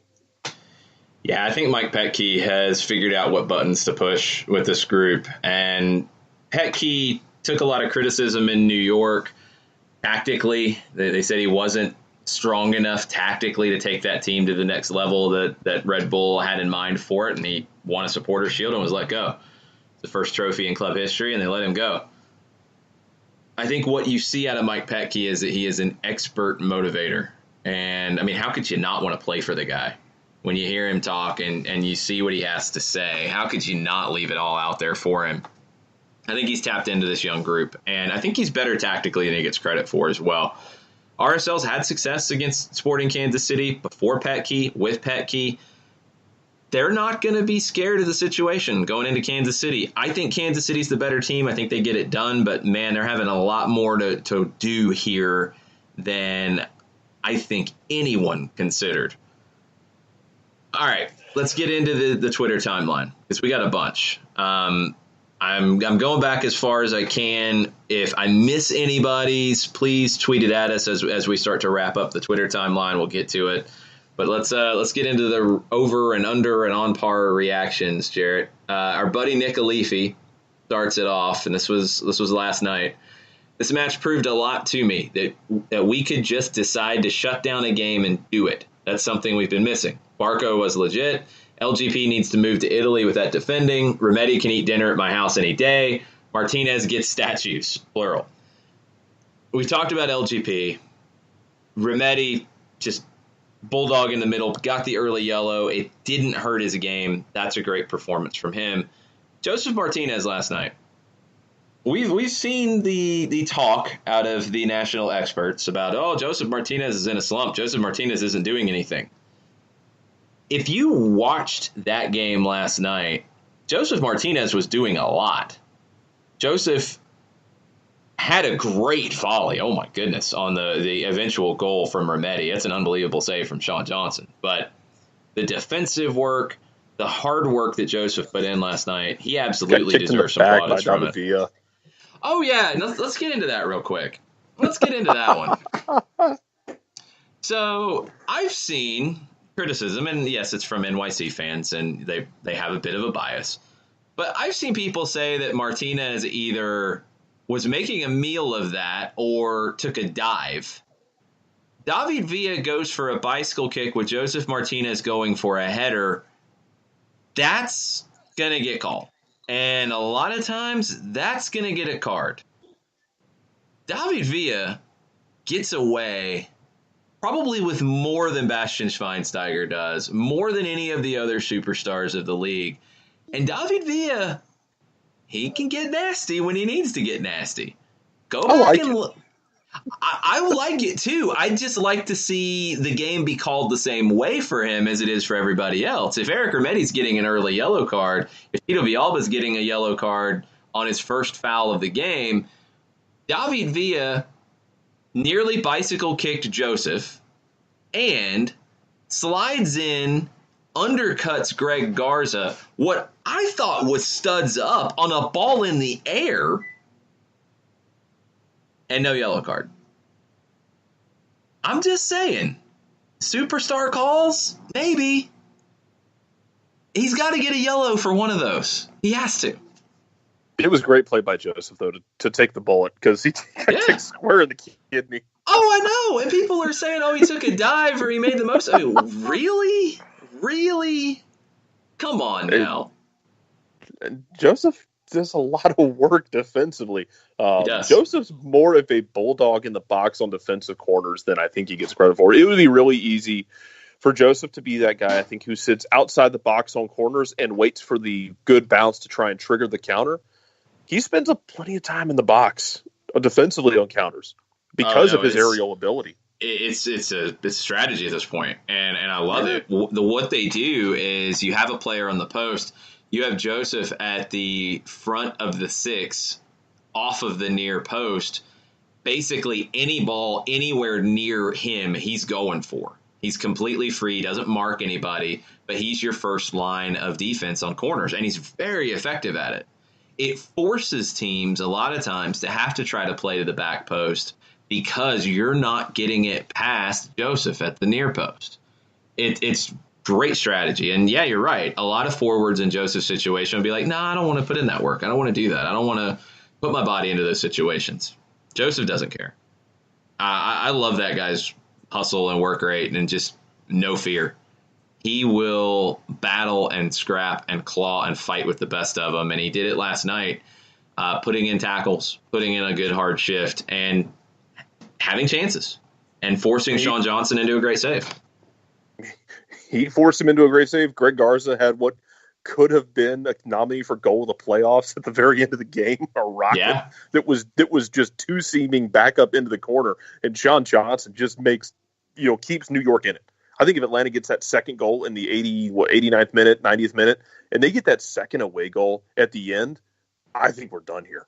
I think Atlanta just had the wind is out of the sails and the sails are torn. And New York City's just kind of sitting in the water with no wind.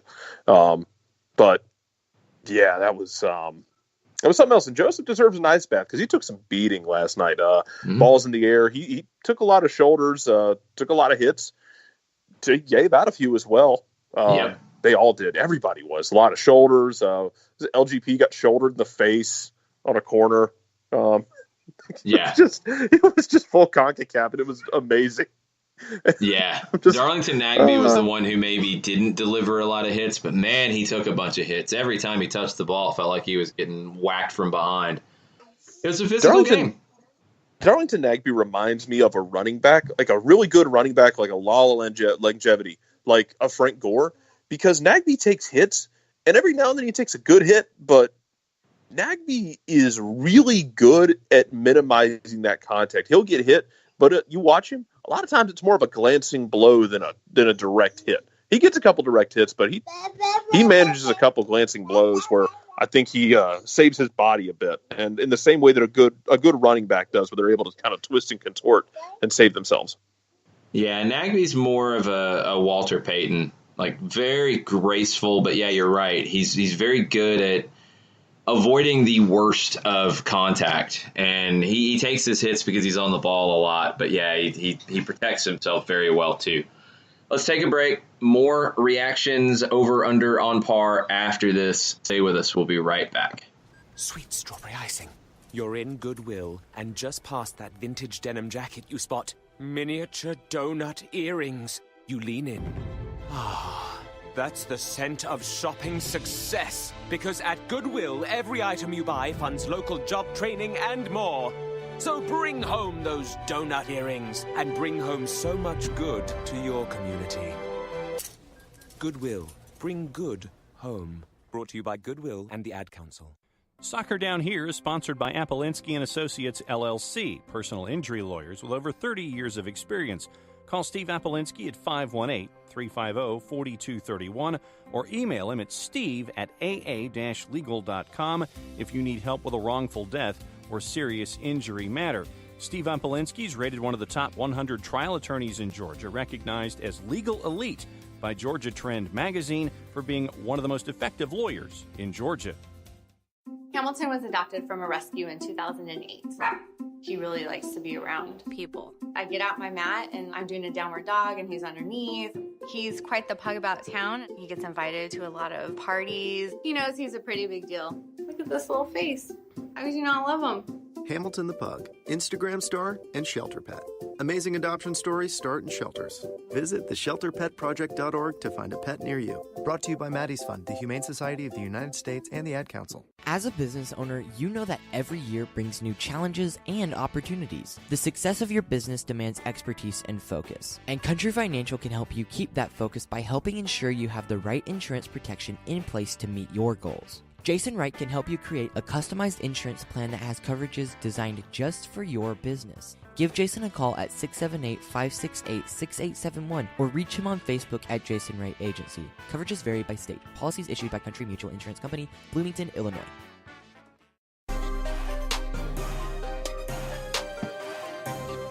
Welcome back. Overreaction Monday here on Soccer Down Here. Jason Longshore, Jarrett Smith with you this morning, November 5th, the day after Atlanta United goes to Yankee Stadium. Gets a 1-0 win in leg 1 of the Eastern Conference semifinals.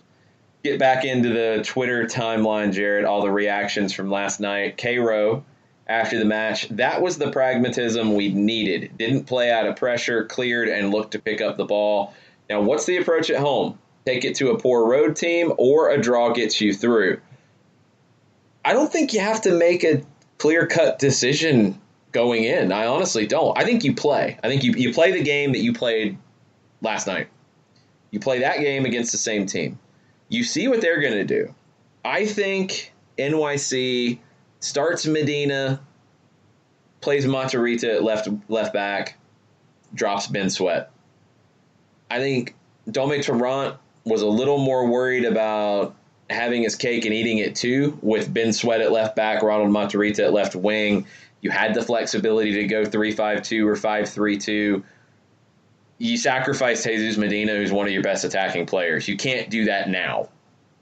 I think they go with Medina on the left side, Tajori Shradi on the right side, Matarrita as a left back who gets forward a lot. I think that's how they start. Atlanta, I think you play exactly like you did last night. You don't park the bus. You don't overextend yourself because you have the advantage coming in. You don't want to give that away. You just play the game in front of you. Maybe you're slightly more defensive. You don't risk it in the back. You don't try to play out of pressure when it's not on. When it's on, do it.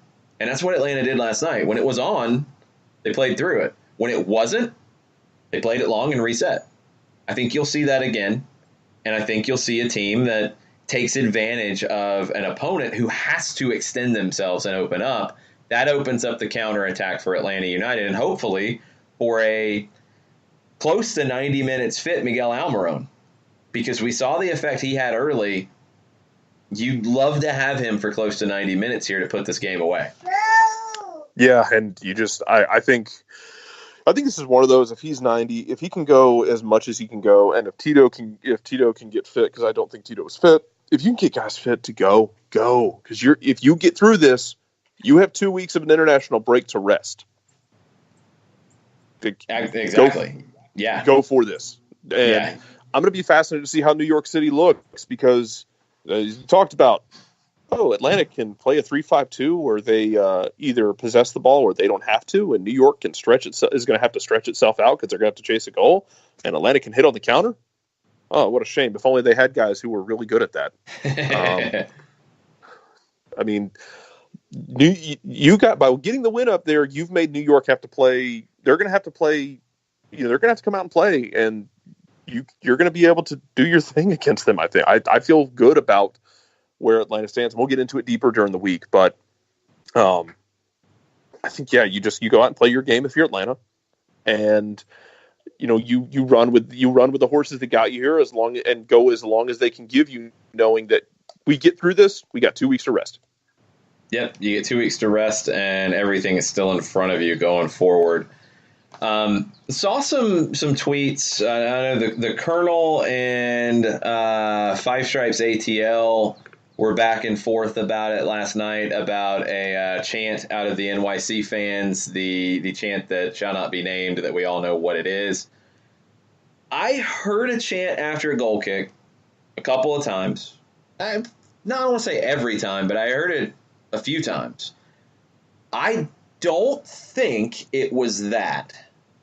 I think it was more of the other chant that was eradicated after goal kicks, the "you suck," because I heard a second roar. It didn't sound, the cadence didn't sound the same as what we heard from LAFC fans and what we hear on a lot of Mexican games. It sounded like there was another syllable at the end, or another couple of syllables. I thought it was more of the YSA chant than the other chant. I might be wrong. I didn't hear it cleanly to hear what was being said exactly. But I thought there was more to it than just the chant that LAFC came out good in a good way and say that's not acceptable here. We're eradicating it. We're not dealing with it. It happened multiple times this season for LAFC. It happened in Atlanta at the very beginning at Bobby Dodd. I haven't heard it in any real organized, consistent way ever again. And that's credit to the Atlanta fans. Don't let that pop up. This one, I think, is the other chant that they don't want to hear. I think it's a better chant between the two. If I have to pick one or the other, I'm going with the YSA over the other one. But yeah, I don't think it was the chant that we heard on Thursday night in LA. I might be wrong. Yeah, I didn't hear anything. I couldn't hear it clean on TV, which had the TV turned down-ish. So, yeah, I couldn't make it out for sure. But so I can't speak on it one way or another. I saw the conversation when I first heard a chant after a goal kick. Of course, my ears perked up. But I'm pretty sure I heard something after the first part of it that makes me think it was YSA, not the other one. We'll see if anything more comes out of it. Five Stripes fan Mark Earhart on Twitter. I'm sure this has been said, but I'll say it again. Atlanta United win at Yankee Stadium was huge. New York City FC have only lost 4 games at home in the last 2 seasons, 37 games, with a goal differential of plus 42. It's a hard place to play. Those numbers back it up. Those are great stats from Mark. That's a huge win last night because of that. Nobody goes in there and controls a game in the way that Atlanta did and comes out with a win. It just doesn't happen on a regular basis. No, they don't, and that was the insanity of it. The only team who won their away match. Hey, Atlanta just went and did it in New York City. I couldn't get that part. I just couldn't beat home enough to people last night. They won away. No, they won away in New York in Yankee Stadium. They held New York without a shot on target. That's was a phenomenal performance. That's a phenomenal performance. Full stop. Yeah, holding them to no shots on goal. That's the really, really impressive thing to me. A couple different people referenced it. Josh Eisenberg was one about Brad Gazan coming off his line, punching balls clear, very aggressive. Good work from Brad. I mean, it's a great performance for Brad Gazan in not making a save, but still being active in a clean sheet. But multiple people joked about it. Every time he came out aggressively, was anybody worried about Franco Escobar? Did Escobar know to hit the escape button and get out of Dodge when Gazan's coming off his line? I think he did. I didn't see him close by. Well, I talked about it last night with people, with my wife sitting here watching it. We were putting the kid to bed, so we didn't go out and watch it at the bar. But look, when he knocked Escobar out twice this year, like it's Mike Tyson's punch out. Look, attackers pay attention to that.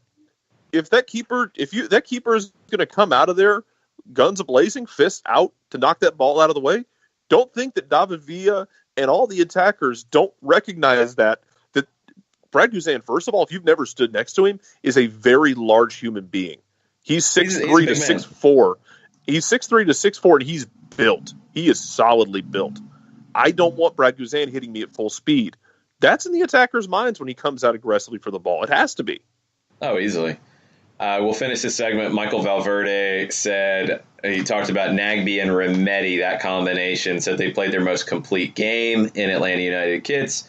They managed the match. Bidding Remedi gets the goal as a reward for his work rate. They also showed what an upgrade Atlanta United got when they brought in those two guys.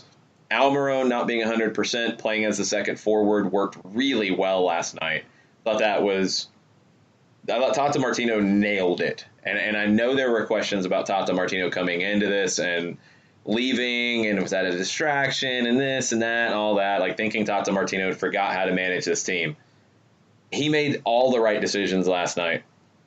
Remedi as the 6, Lorenowitz in the back line. I didn't expect that. I thought it'd be Gressel at right wing back, it'd be Escobar at center back, and it'd be Lorenowitz at 6. When I saw the list of names, it worked so well. Julian Gressel in the middle in this one. I thought he tired a little bit at the end, but Gressel put in a good shift in the middle. He wasn't incredibly influential on the ball. He had a couple of good passes. This was not a game for that. This was not a game where you were going to see a lot of the beautiful passing from Julian Gressel. This was a game to fight, and Gressel was up for the fight. He did the job in the middle of the field. That freed up Almiron to be in a role where he could pick and choose his spots because he didn't have 90 minutes of energy. He had 45. He probably could have went longer if you had to because he didn't look like he was tiring at the end of the 45.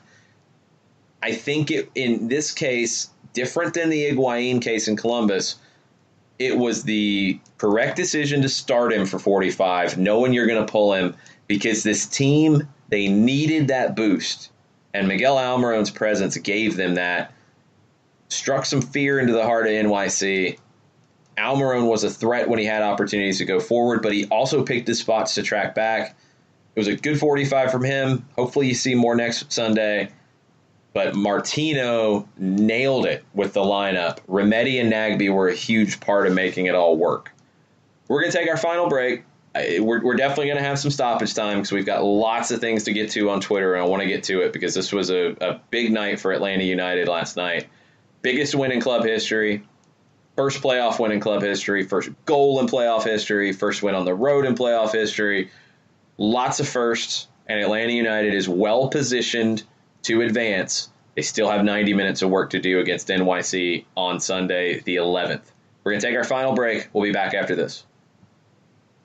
The average time a resume spends on an HR manager's desk is 7 seconds, and most of them are tossed aside. Now imagine if one of those resumes belonged to Yasmin, who was living in a shelter, juggling 3 jobs. I had to be resilient.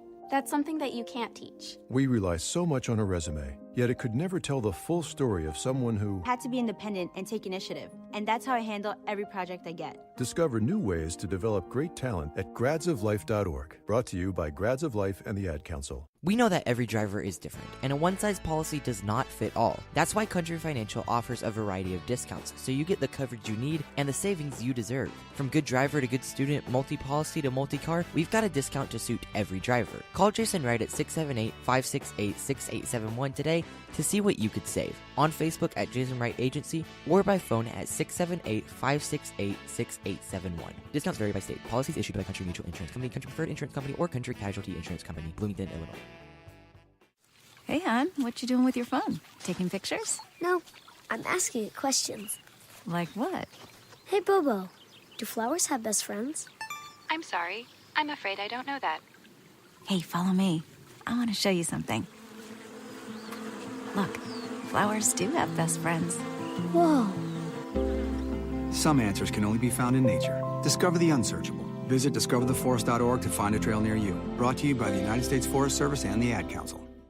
Soccer Down Here is sponsored by Appolinsky & Associates, LLC, personal injury lawyers with over 30 years of experience.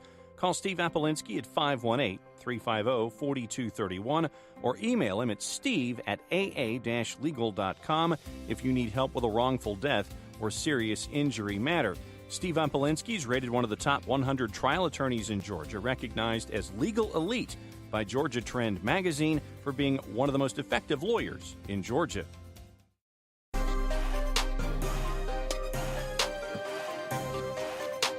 Welcome back. Final segment. Soccer Down Here, Overreaction Monday, November 5th. Jason Longshore, Jarrett Smith with you this morning. I think I'm finally mostly awake after a nap, getting home last night at about 3:30. Yeah, it was worth it, though. Atlanta United 1-0 at Yankee Stadium. Biggest win in club history in my book.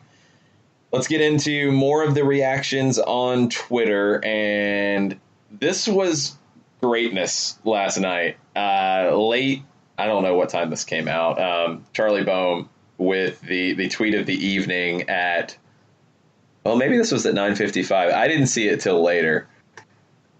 A tidbit for the nighttime crowd. I'm told that Orlando City inadvertently triggered a midfielder's 2019 contract option by starting him more than a certain number of games this year. Coaching staff didn't know about the clause, and he exceeded the threshold by 1 game. Oh my God. Who was the first player that came to mind when this tweet hit your timeline? Because I'm sure it was the same name that came in mine. For me, it's either Question or Will Johnson. It's the latter, because there was research done on this. People are going through, and Will Johnson into 2016 signed a 2-year deal with an option for a third year. He started 26 games. Usually these thresholds are easy benchmarks, like 20 or 25 maybe. Johnson started 26 games. You had at least 5 other options to play in the central midfield, and Johnson started 6 of the last 7 games.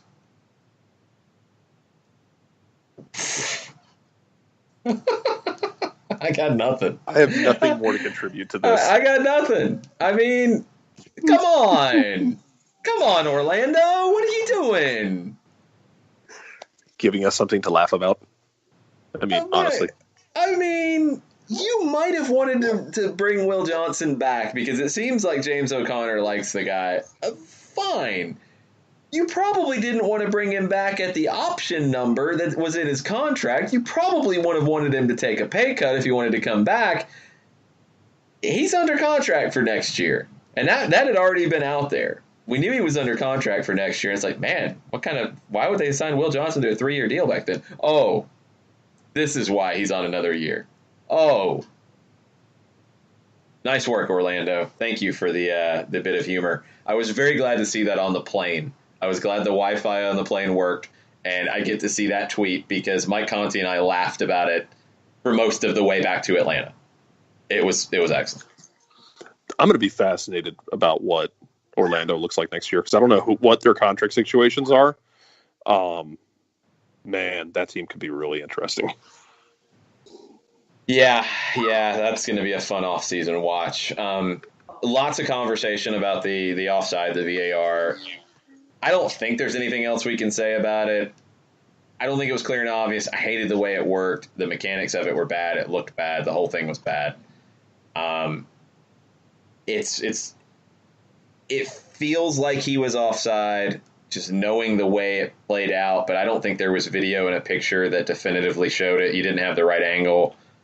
Just get it right. Just get better. Just come on, please. Please. Robert Swick tweeted out the number that I believe this is the correct number. 5-0-1 for the Five Stripes after a loss in 2018. They've always bounced back strong after losses or even after draws. This was no exception. They get the clean sheet, no shots on goal after a bad loss in Toronto. That shows the mental strength of this team, in my opinion.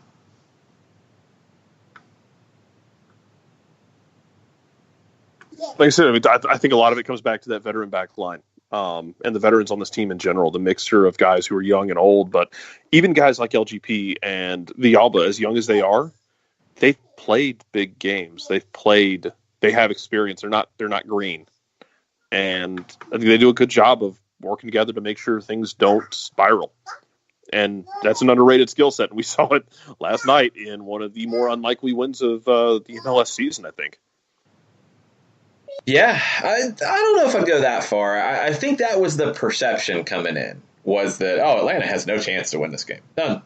I think everybody but Kalen Carr on the MLS Soccer pregame show had Atlanta losing by multiple goals. Kalen Carr had it 2-1. I mean, hey, most of us had it on this show on Friday, a draw. Yeah, I had a 1-1 draw. Feeling a little optimistic. I had a 2-2. That was feeling optimistic. So I don't think many expected Atlanta to go in and get the win, and not in the way they did, not controlling the match in the way they did and limiting the danger from NYC in the way they did. It's a massive performance. We're going to get into some stoppage time now and finish out the Twitter timeline as best we can at this point. Waffle House United asked, why did Tata hold Barco sub so late when Tito was performing so terribly? I think Tito ran out of gas really fast. He wasn't sharp and he wasn't fully fit. You were still okay, though, because he was in a position where he wasn't hurting you up top. He was still, because of what you know of Tito Villalba, the name was still a threat. His speed, not last night, but his speed in general was still a threat. NYC had to respect that. Barco was going to give you something different. I think he just wanted to hold it and make a later sub. And it cracks me up that Barco last night, first he earns a free kick almost with his first touch. He doesn't have really, I mean, the game's not at this point. He's not trying to create a bunch of chances. He actually had a couple great deliveries, one on the free kick, one on a corner that nearly created chances. But that's what we know him for, is that side of his game. He's going to create chances. He's going to earn free kicks. He did that. But what impressed everybody so much is he ran around like a chicken with his head cut off, chasing everything down. And that was what the game needed at that point, what the team needed. I think it gave Remedi and Nagbe a boost behind him because they were starting to feel it a little bit. Gressel, too. Like, I thought Gressel was going to get subbed because he looked like he was feeling it. He was really tired. And Barco chasing everything down and running around like a lunatic gave them a lift. And now everybody loves Barco. So it cracks me up that that's what it was to turn the tide for him. Pretty sure he comes right in the game, draws a foul. Pretty sure there was a yellow card on that foul, too. Yes. And I think it was Sam Jones who said it best, that Barco's dead ball delivery would be amazing if we didn't have a team. If we didn't have a team of workshop elves. Well, yeah, there's that.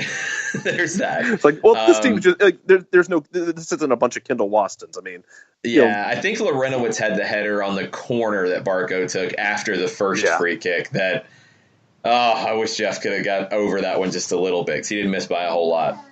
No, but it was yeah, he just came in, ran around. I loved it. He was just running around, as you said, a chicken with his head cut off, just pressing, and didn't let New York kind of get settled where they could settle into an attack and build up base just past the halfway line. They had to get it downfield. They didn't want to turn it over, which was smart on their part. Yep. He put in the work. He came in like a street fighter and just put in the work because that's what that game was at that point. And you've got to know something about these South American guys when they come into that situation. They've been through that before. They've had to grind out wins on the road in uncomfortable situations. They've had to defend leads, narrow leads against teams that are throwing everything against them. That type of challenge, it's not second nature for a guy like Barco because what his nature is to be an elegant, attacking player who creates chances. But he can do that too. You know, he can do that dirty work too. And that's why you want those types of guys in your team. They have that experience. It rubs off. It rubs off on players who haven't had that type of experience. That's how they grow too. It was a good substitute shift for Barco last night. But the fact that Barco gets everyone's praise for running around like a lunatic is amazing. I love it. I love it. Atlanta United. Oh, he is tweeted, a big game. He is a big game player. He kind of steps up in tournament situations. So, that's who Independiente turned to in the Copa Sudamericana final. That was their guy, and he delivered. So, doing this, he can do that. He can put in that work. Atlanta United tweeted, "Team looked tough last night. Not always pretty, but just kept grinding. The Greg Garza effect? ? Not gonna lie, it was really great to see him back out there." We were talking about it during the break. I thought Greg Garza was another underrated part of last night. You get to see why he is the guy right now at left back. More mobility than Chris McCann. Gets forward better. Nearly scored a goal. More experience than George Bello. Defensively steadier than Bello right now. I mean, he's been through it. Bello hasn't yet. That's to be expected. So Greg Garza's return is a big part of this right now that was overshadowed by Almiron playing 45, overshadowed by the VAR, overshadowed by the craziness. Garza deserves a ton of credit last night for the work he put in. Yeah, I mean, it was just I feel like we forgot that Greg Garza existed because he's been gone for so long. You went through Ambrose, who did a star turn and showed he can be a guy in MLS. You went through Chris McCann, who I will remind people was your third to fourth option. He wasn't out there because he was Tata's first option. He was out there and did an admirable job for a good chunk of the season because that's who was there. And then I think he was the fifth option, actually. I think going into the season, he wasn't even on the depth chart at left back. I think it was Garza, it was Ambrose, it was Hernandez, it was Bello. Yeah. And both Hernandez and Bello were injured in the middle of the year, and neither one was playing. You had to turn to somebody, and McCann stepped in and did a really good job for you when you needed it. That's the thing about this team. With all the injuries you've had guys move around and step into different roles, and that part really hasn't been talked about very much. Can we just leave Greg Garza alone, though, and quit hitting him? Because I feel like every time he gets on the field, someone just obliterates the guy. Oh, seriously? He just took some beatings last night, but he was very impressive. I don't know why Garza and Barco are like magnets for getting kicked all over the field, but it just feels like they are. I feel like they have a bullseye on their back or something. Kevin from Charlotte. OMG, who is this team? Adjusted tactics to fit our opponent and pitch. VAR pulls goal back, and Miggy and everyone else reacted positively, encouraging others to keep pushing. Heads didn't drop. That's a great point. That goal, when it's called back, that could have been very deflating. We've seen it be very deflating to Atlanta United before. We've seen it be very deflating to other teams before. It's natural. Maybe 2 minutes where Atlanta was a little bit on the ropes. Maybe 2 minutes, might not have even been that long.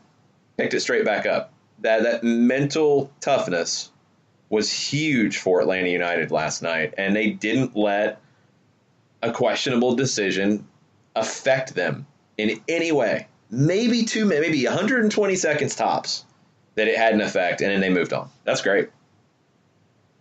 It was fun to watch. Like I said, this performance makes me excited about CONCACAF Champions League, because if they can play a game like that in Champions League in some of the weird environments they're going to have coming up, I feel really happy about what they can do in that tournament.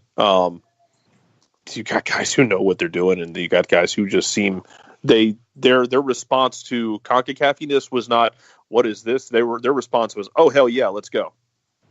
Yeah, it was like, all right, we know this game. Let's have some fun with this.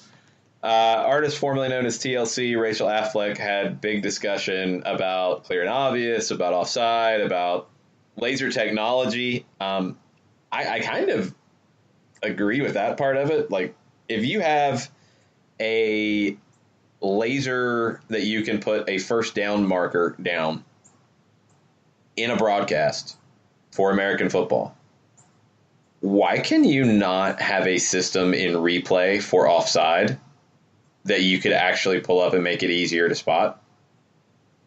I'm not an engineer, but it would seem like you could do that. I think the technology's there. I think you would need a camera that runs along that end line as well, because I think it has to be, the line has to be straight, but I'm not sure the technology. I know the first down line technology is kind of weird. I wish they would do it. I know they do it with in some of the European leagues where they'll draw the line along the back, the last defender, and draw that doesn't the feel shadow drag, technical, but it's not though. the same. It feels like somebody is manually doing it, and it doesn't necessarily work as well.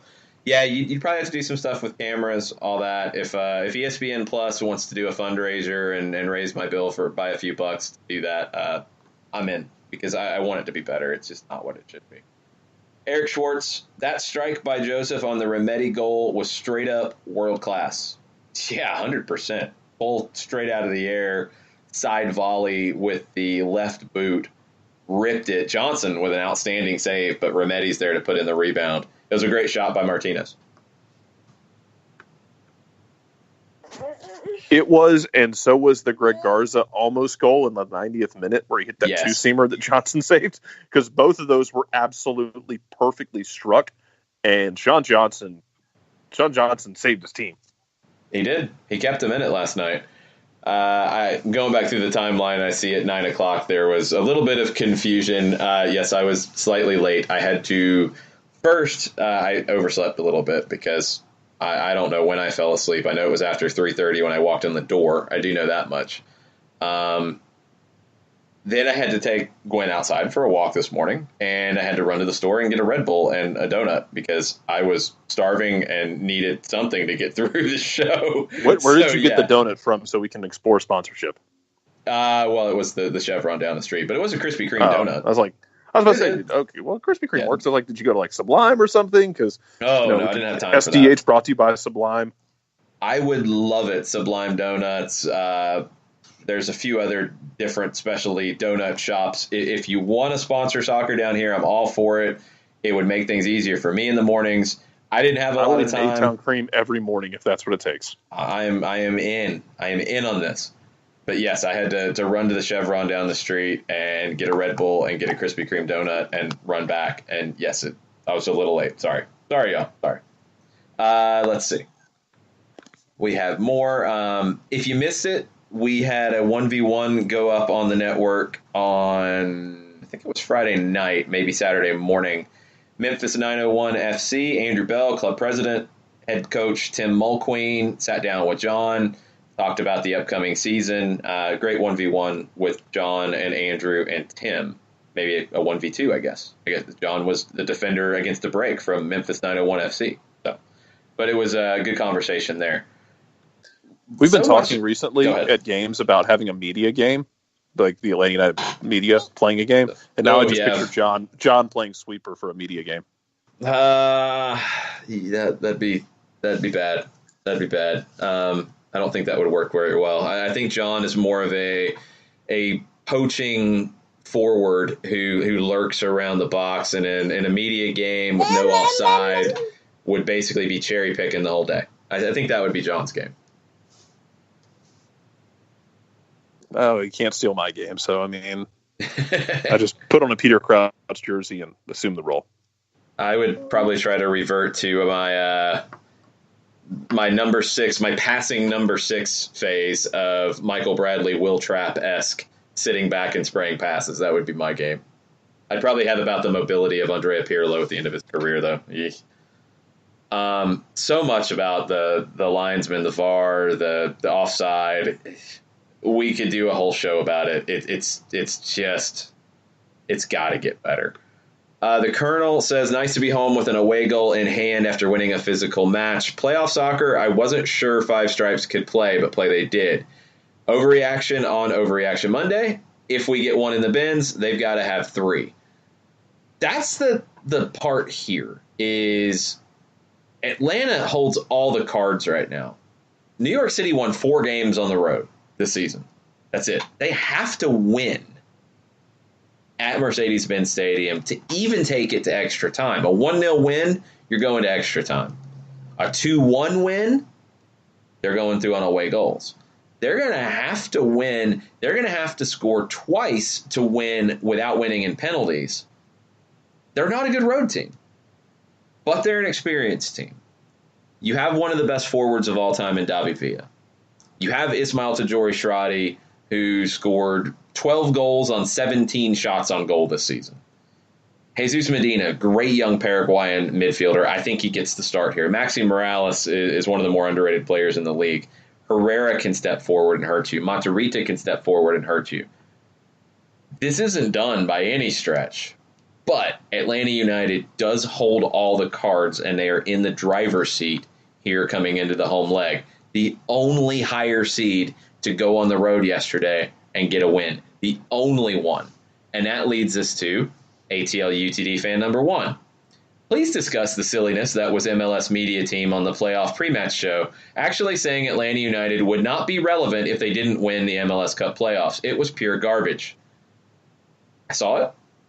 I had the same reaction.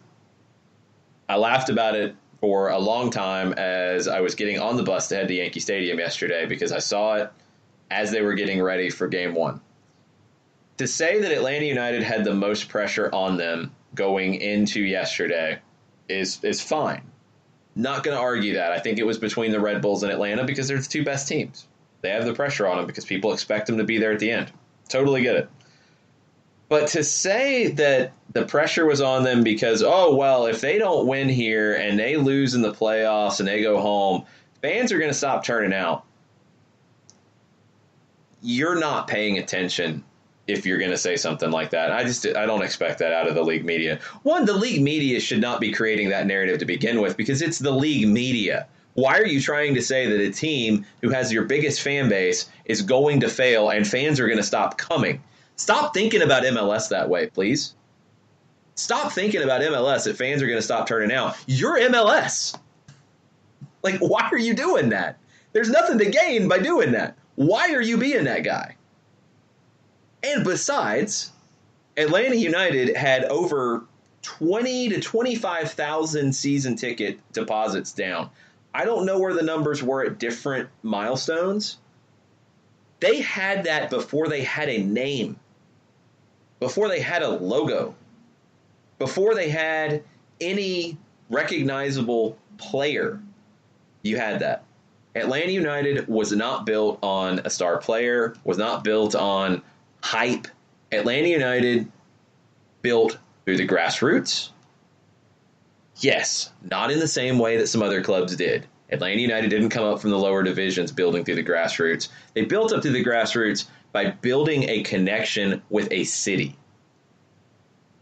You know, the way that makes the most sense, they did that.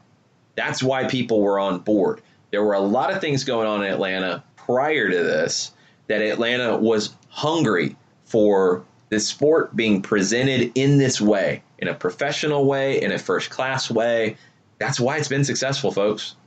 It's not smoke and mirrors. It's not a big, huge marketing exercise with the catchy slogan, and that's what people get on board with. It's not a big name selling jerseys.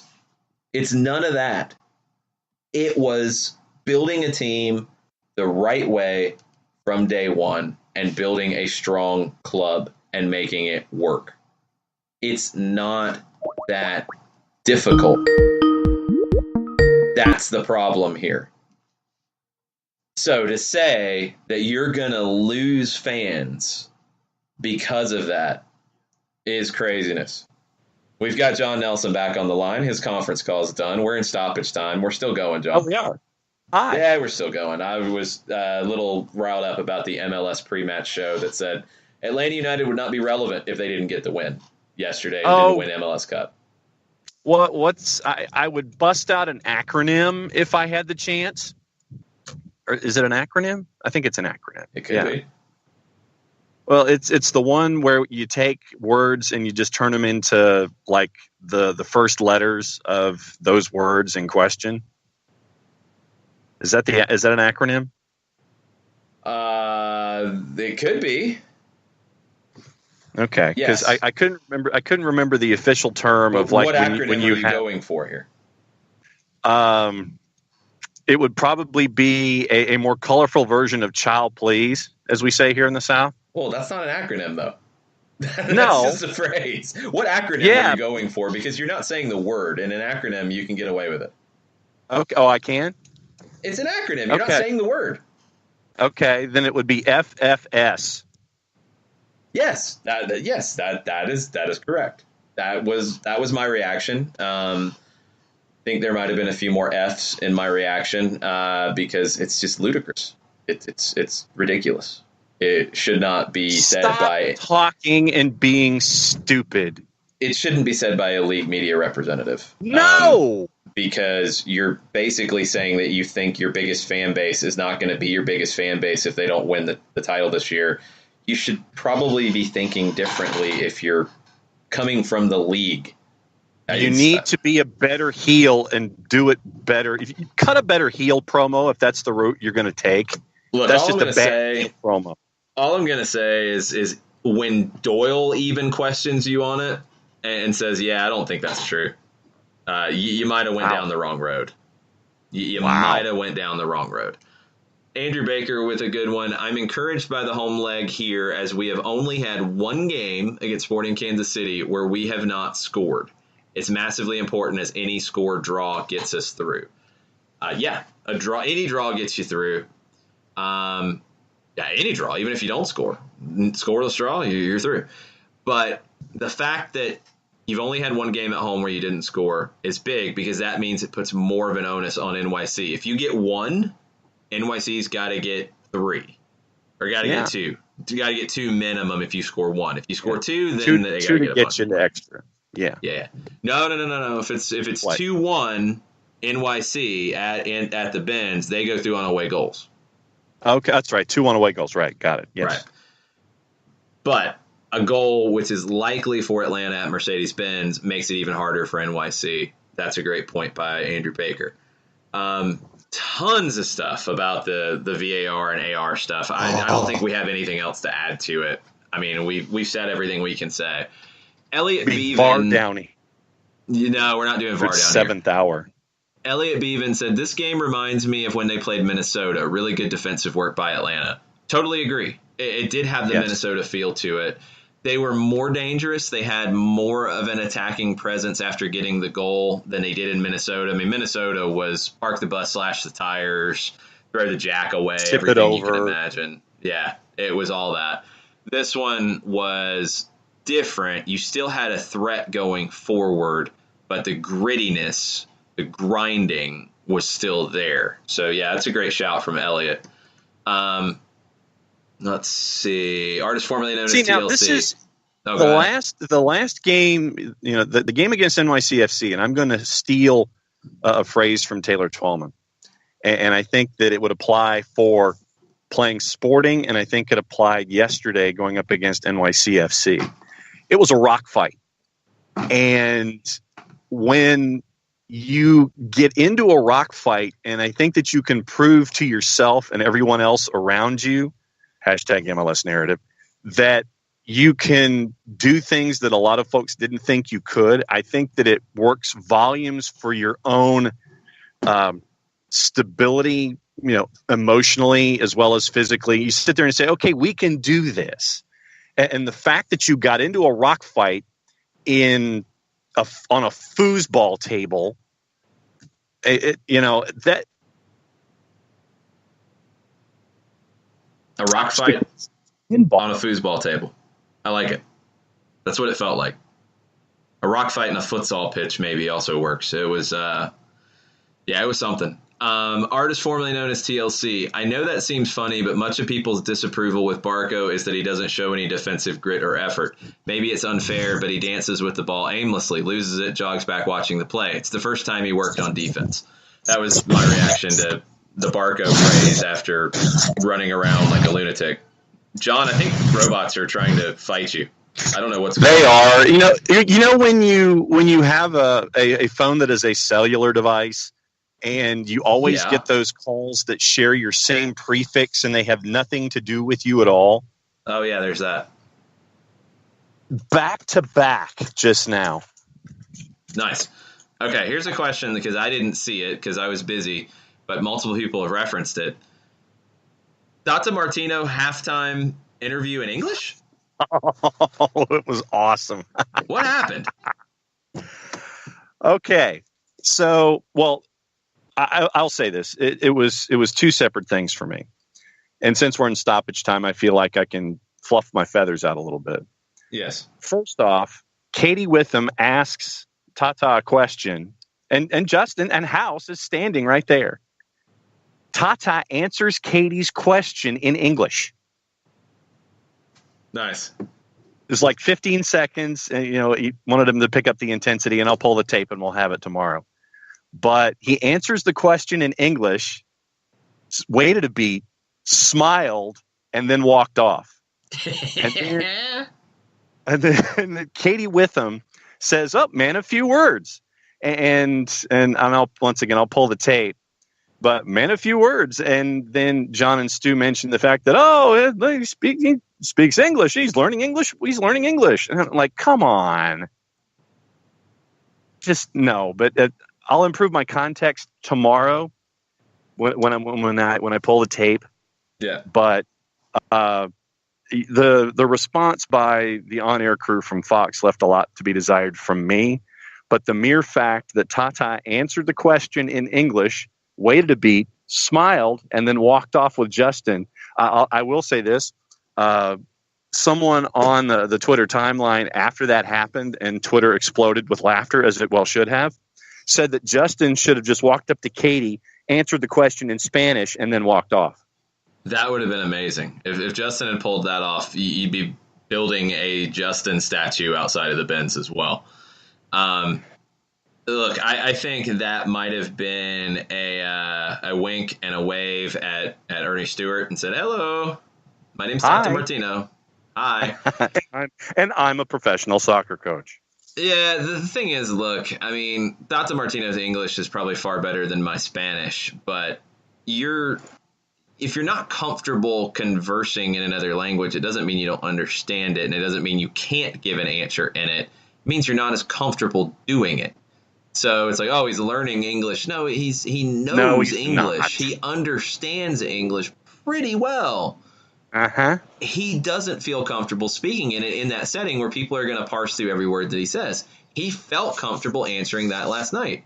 Good for him. I think it probably was a point as well. I think he probably was making a point. Good for him. And it was epic. Good for him. But yeah, to try to like make something out of it in a negative way. I mean, come on, stop. Not to Martino. I think that was calculated and that was very. Hi, Ernie. How are you? I think that's what it was. Let's see. Anything else on the Twitter timeline? We'll have soccer over there later tonight. There's lots of stuff to get into on soccer over there with football leaks. Good gracious. Football leaks and super leagues and people trying to hide money and this and that. And my goodness. Shell companies with mega billion-dollar owners, never heard of it. I know. It's crazy. Yeah, it's nuts. So let's see. We need assistant VARs to get better, according to Brandon. I completely agree. We need to know that they exist. They're like the Snuffleupagus of soccer. They're the Loch Ness Monster of Major League Soccer. Shiva wants to ask Bobby Warshaw about about calls going Atlanta's way. Uh-huh. That's a good one, Shiva. I like that. Nice work. Nathan Pugh, Liverpool had a goal incorrectly ruled offside. Atlanta had a goal given, but then ruled offside after review. It can be so ambiguous. Hate the testy calls. It affects the match. I mean, for Atlanta, it didn't. That was great. That's not easy to do because it does affect the swing. I mean, you had the goal, you had the celebration, you had Miguel Almiron having his moment. It's a big lift. Everybody's pumped. Then you get kicked in the nether regions and the goal's taken away. That does affect. It does have an impact.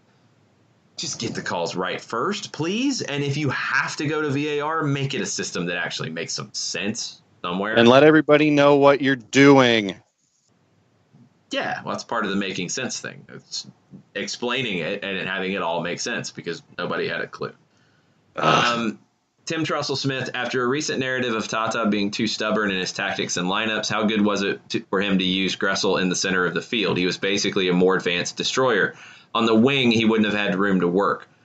We've seen Gressel in the middle. This wasn't a new thing. We've seen it with the Miguel Almiron injury a little while now. I think Gressel is more effective out wide. He would have had some moments here last night. But I think the lineup was nailed by Martino because Escobar gave you more range. He got forward more. He covers more ground than Gressel. He's a better defender than Gressel, and that was a key part of last night. Garza gave you both sides of the ball as well on the left side. Gressel being central, his size being central, I think had an impact here. He was able to drop in and help defend. He still had a couple of moments on the ball. It all worked because of the collective. And this wasn't pulling a lineup or a tactic or a players playing out of position, pulling it out of your hat and saying, oh, yeah, here we go. This was, you could see this coming. We've seen Larinowitz at center back with this 3-5-2. We've seen Gressel centrally without Miguel Almiron. We saw it with him last night in the first 45. We've seen this coming. Tata Martino put all the pieces of everything they've worked on into this plan. That was the perfect plan against NYC at Yankee Stadium. Really well handled. Nothing like Atlanta United as the Borg.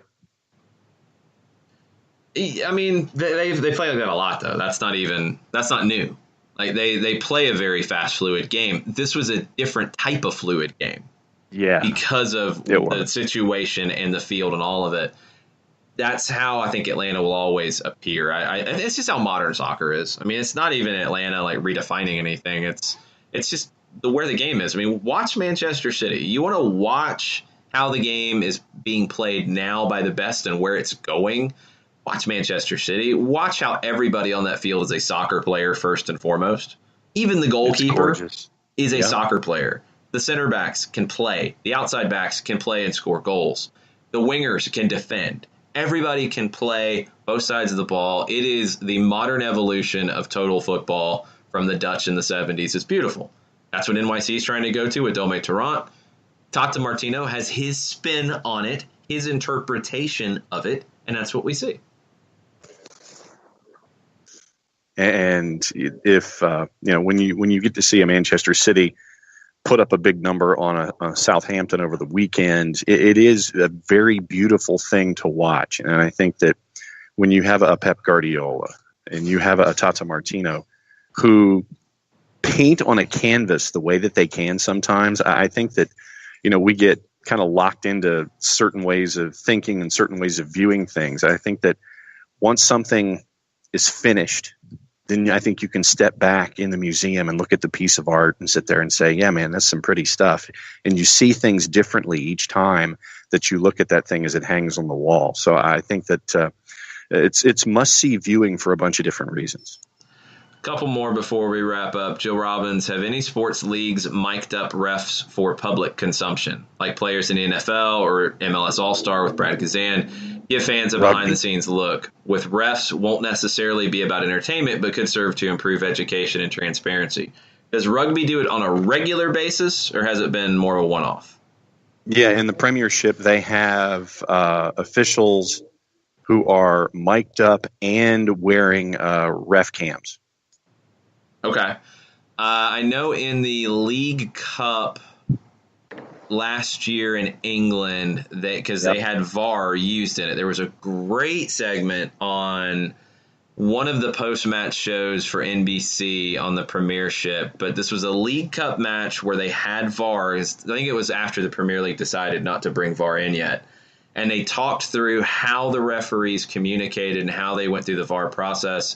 You had the center referee mic'd up. It was great. It was great. And I don't think it's something that you would want to do in-game.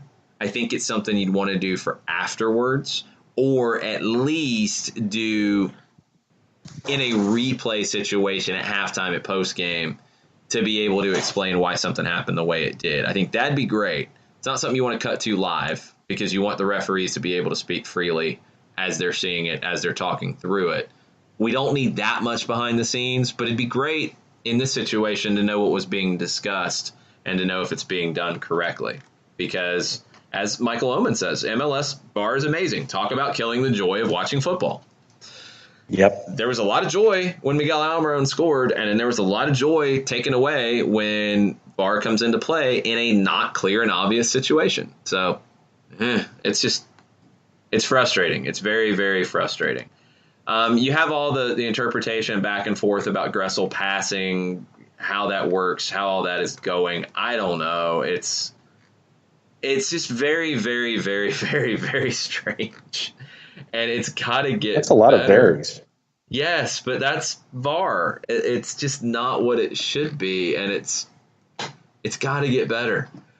Jill Robbins also, highlights of New York, Atlanta last night. Remedi's shoulder shimmy celebration. That was pretty sweet. That was good stuff. I didn't see that till afterwards, but that was good.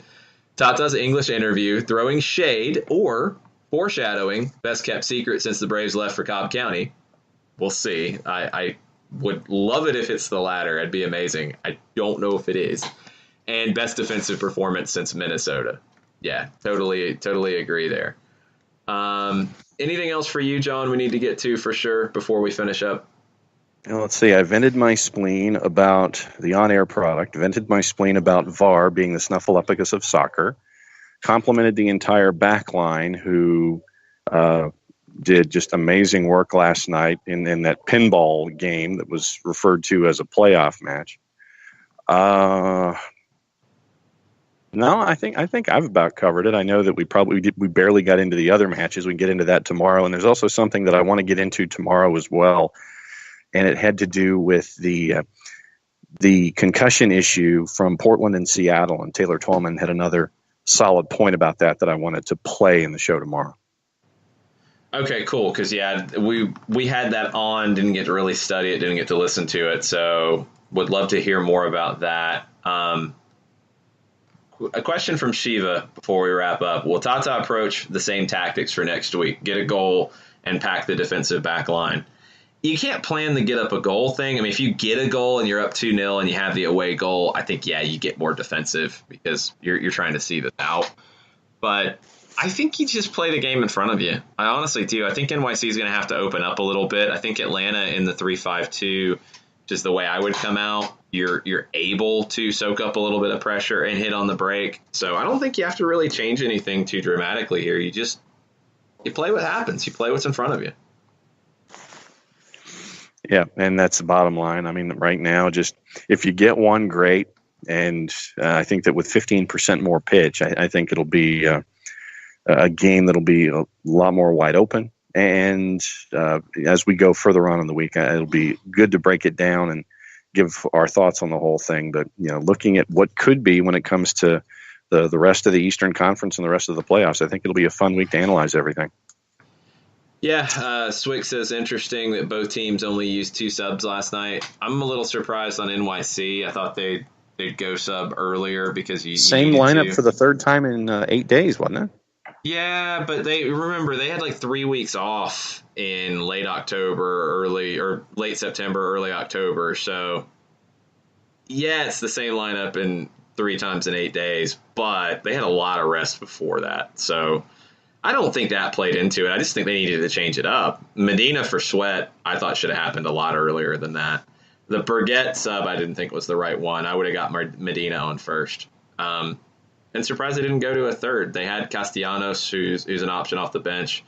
Had a couple of other different ways they could swing it. I was a little surprised by that. Atlanta, I mean, you could have made a sub in stoppage time to kill clock, but I didn't think there was any need for a sub. Gressel worried me at one point. I thought he might need to come out because he looked like he was gassed. Barco's inclusion and chasing everything, I think, gave the team a lift, and they were able to get through the end.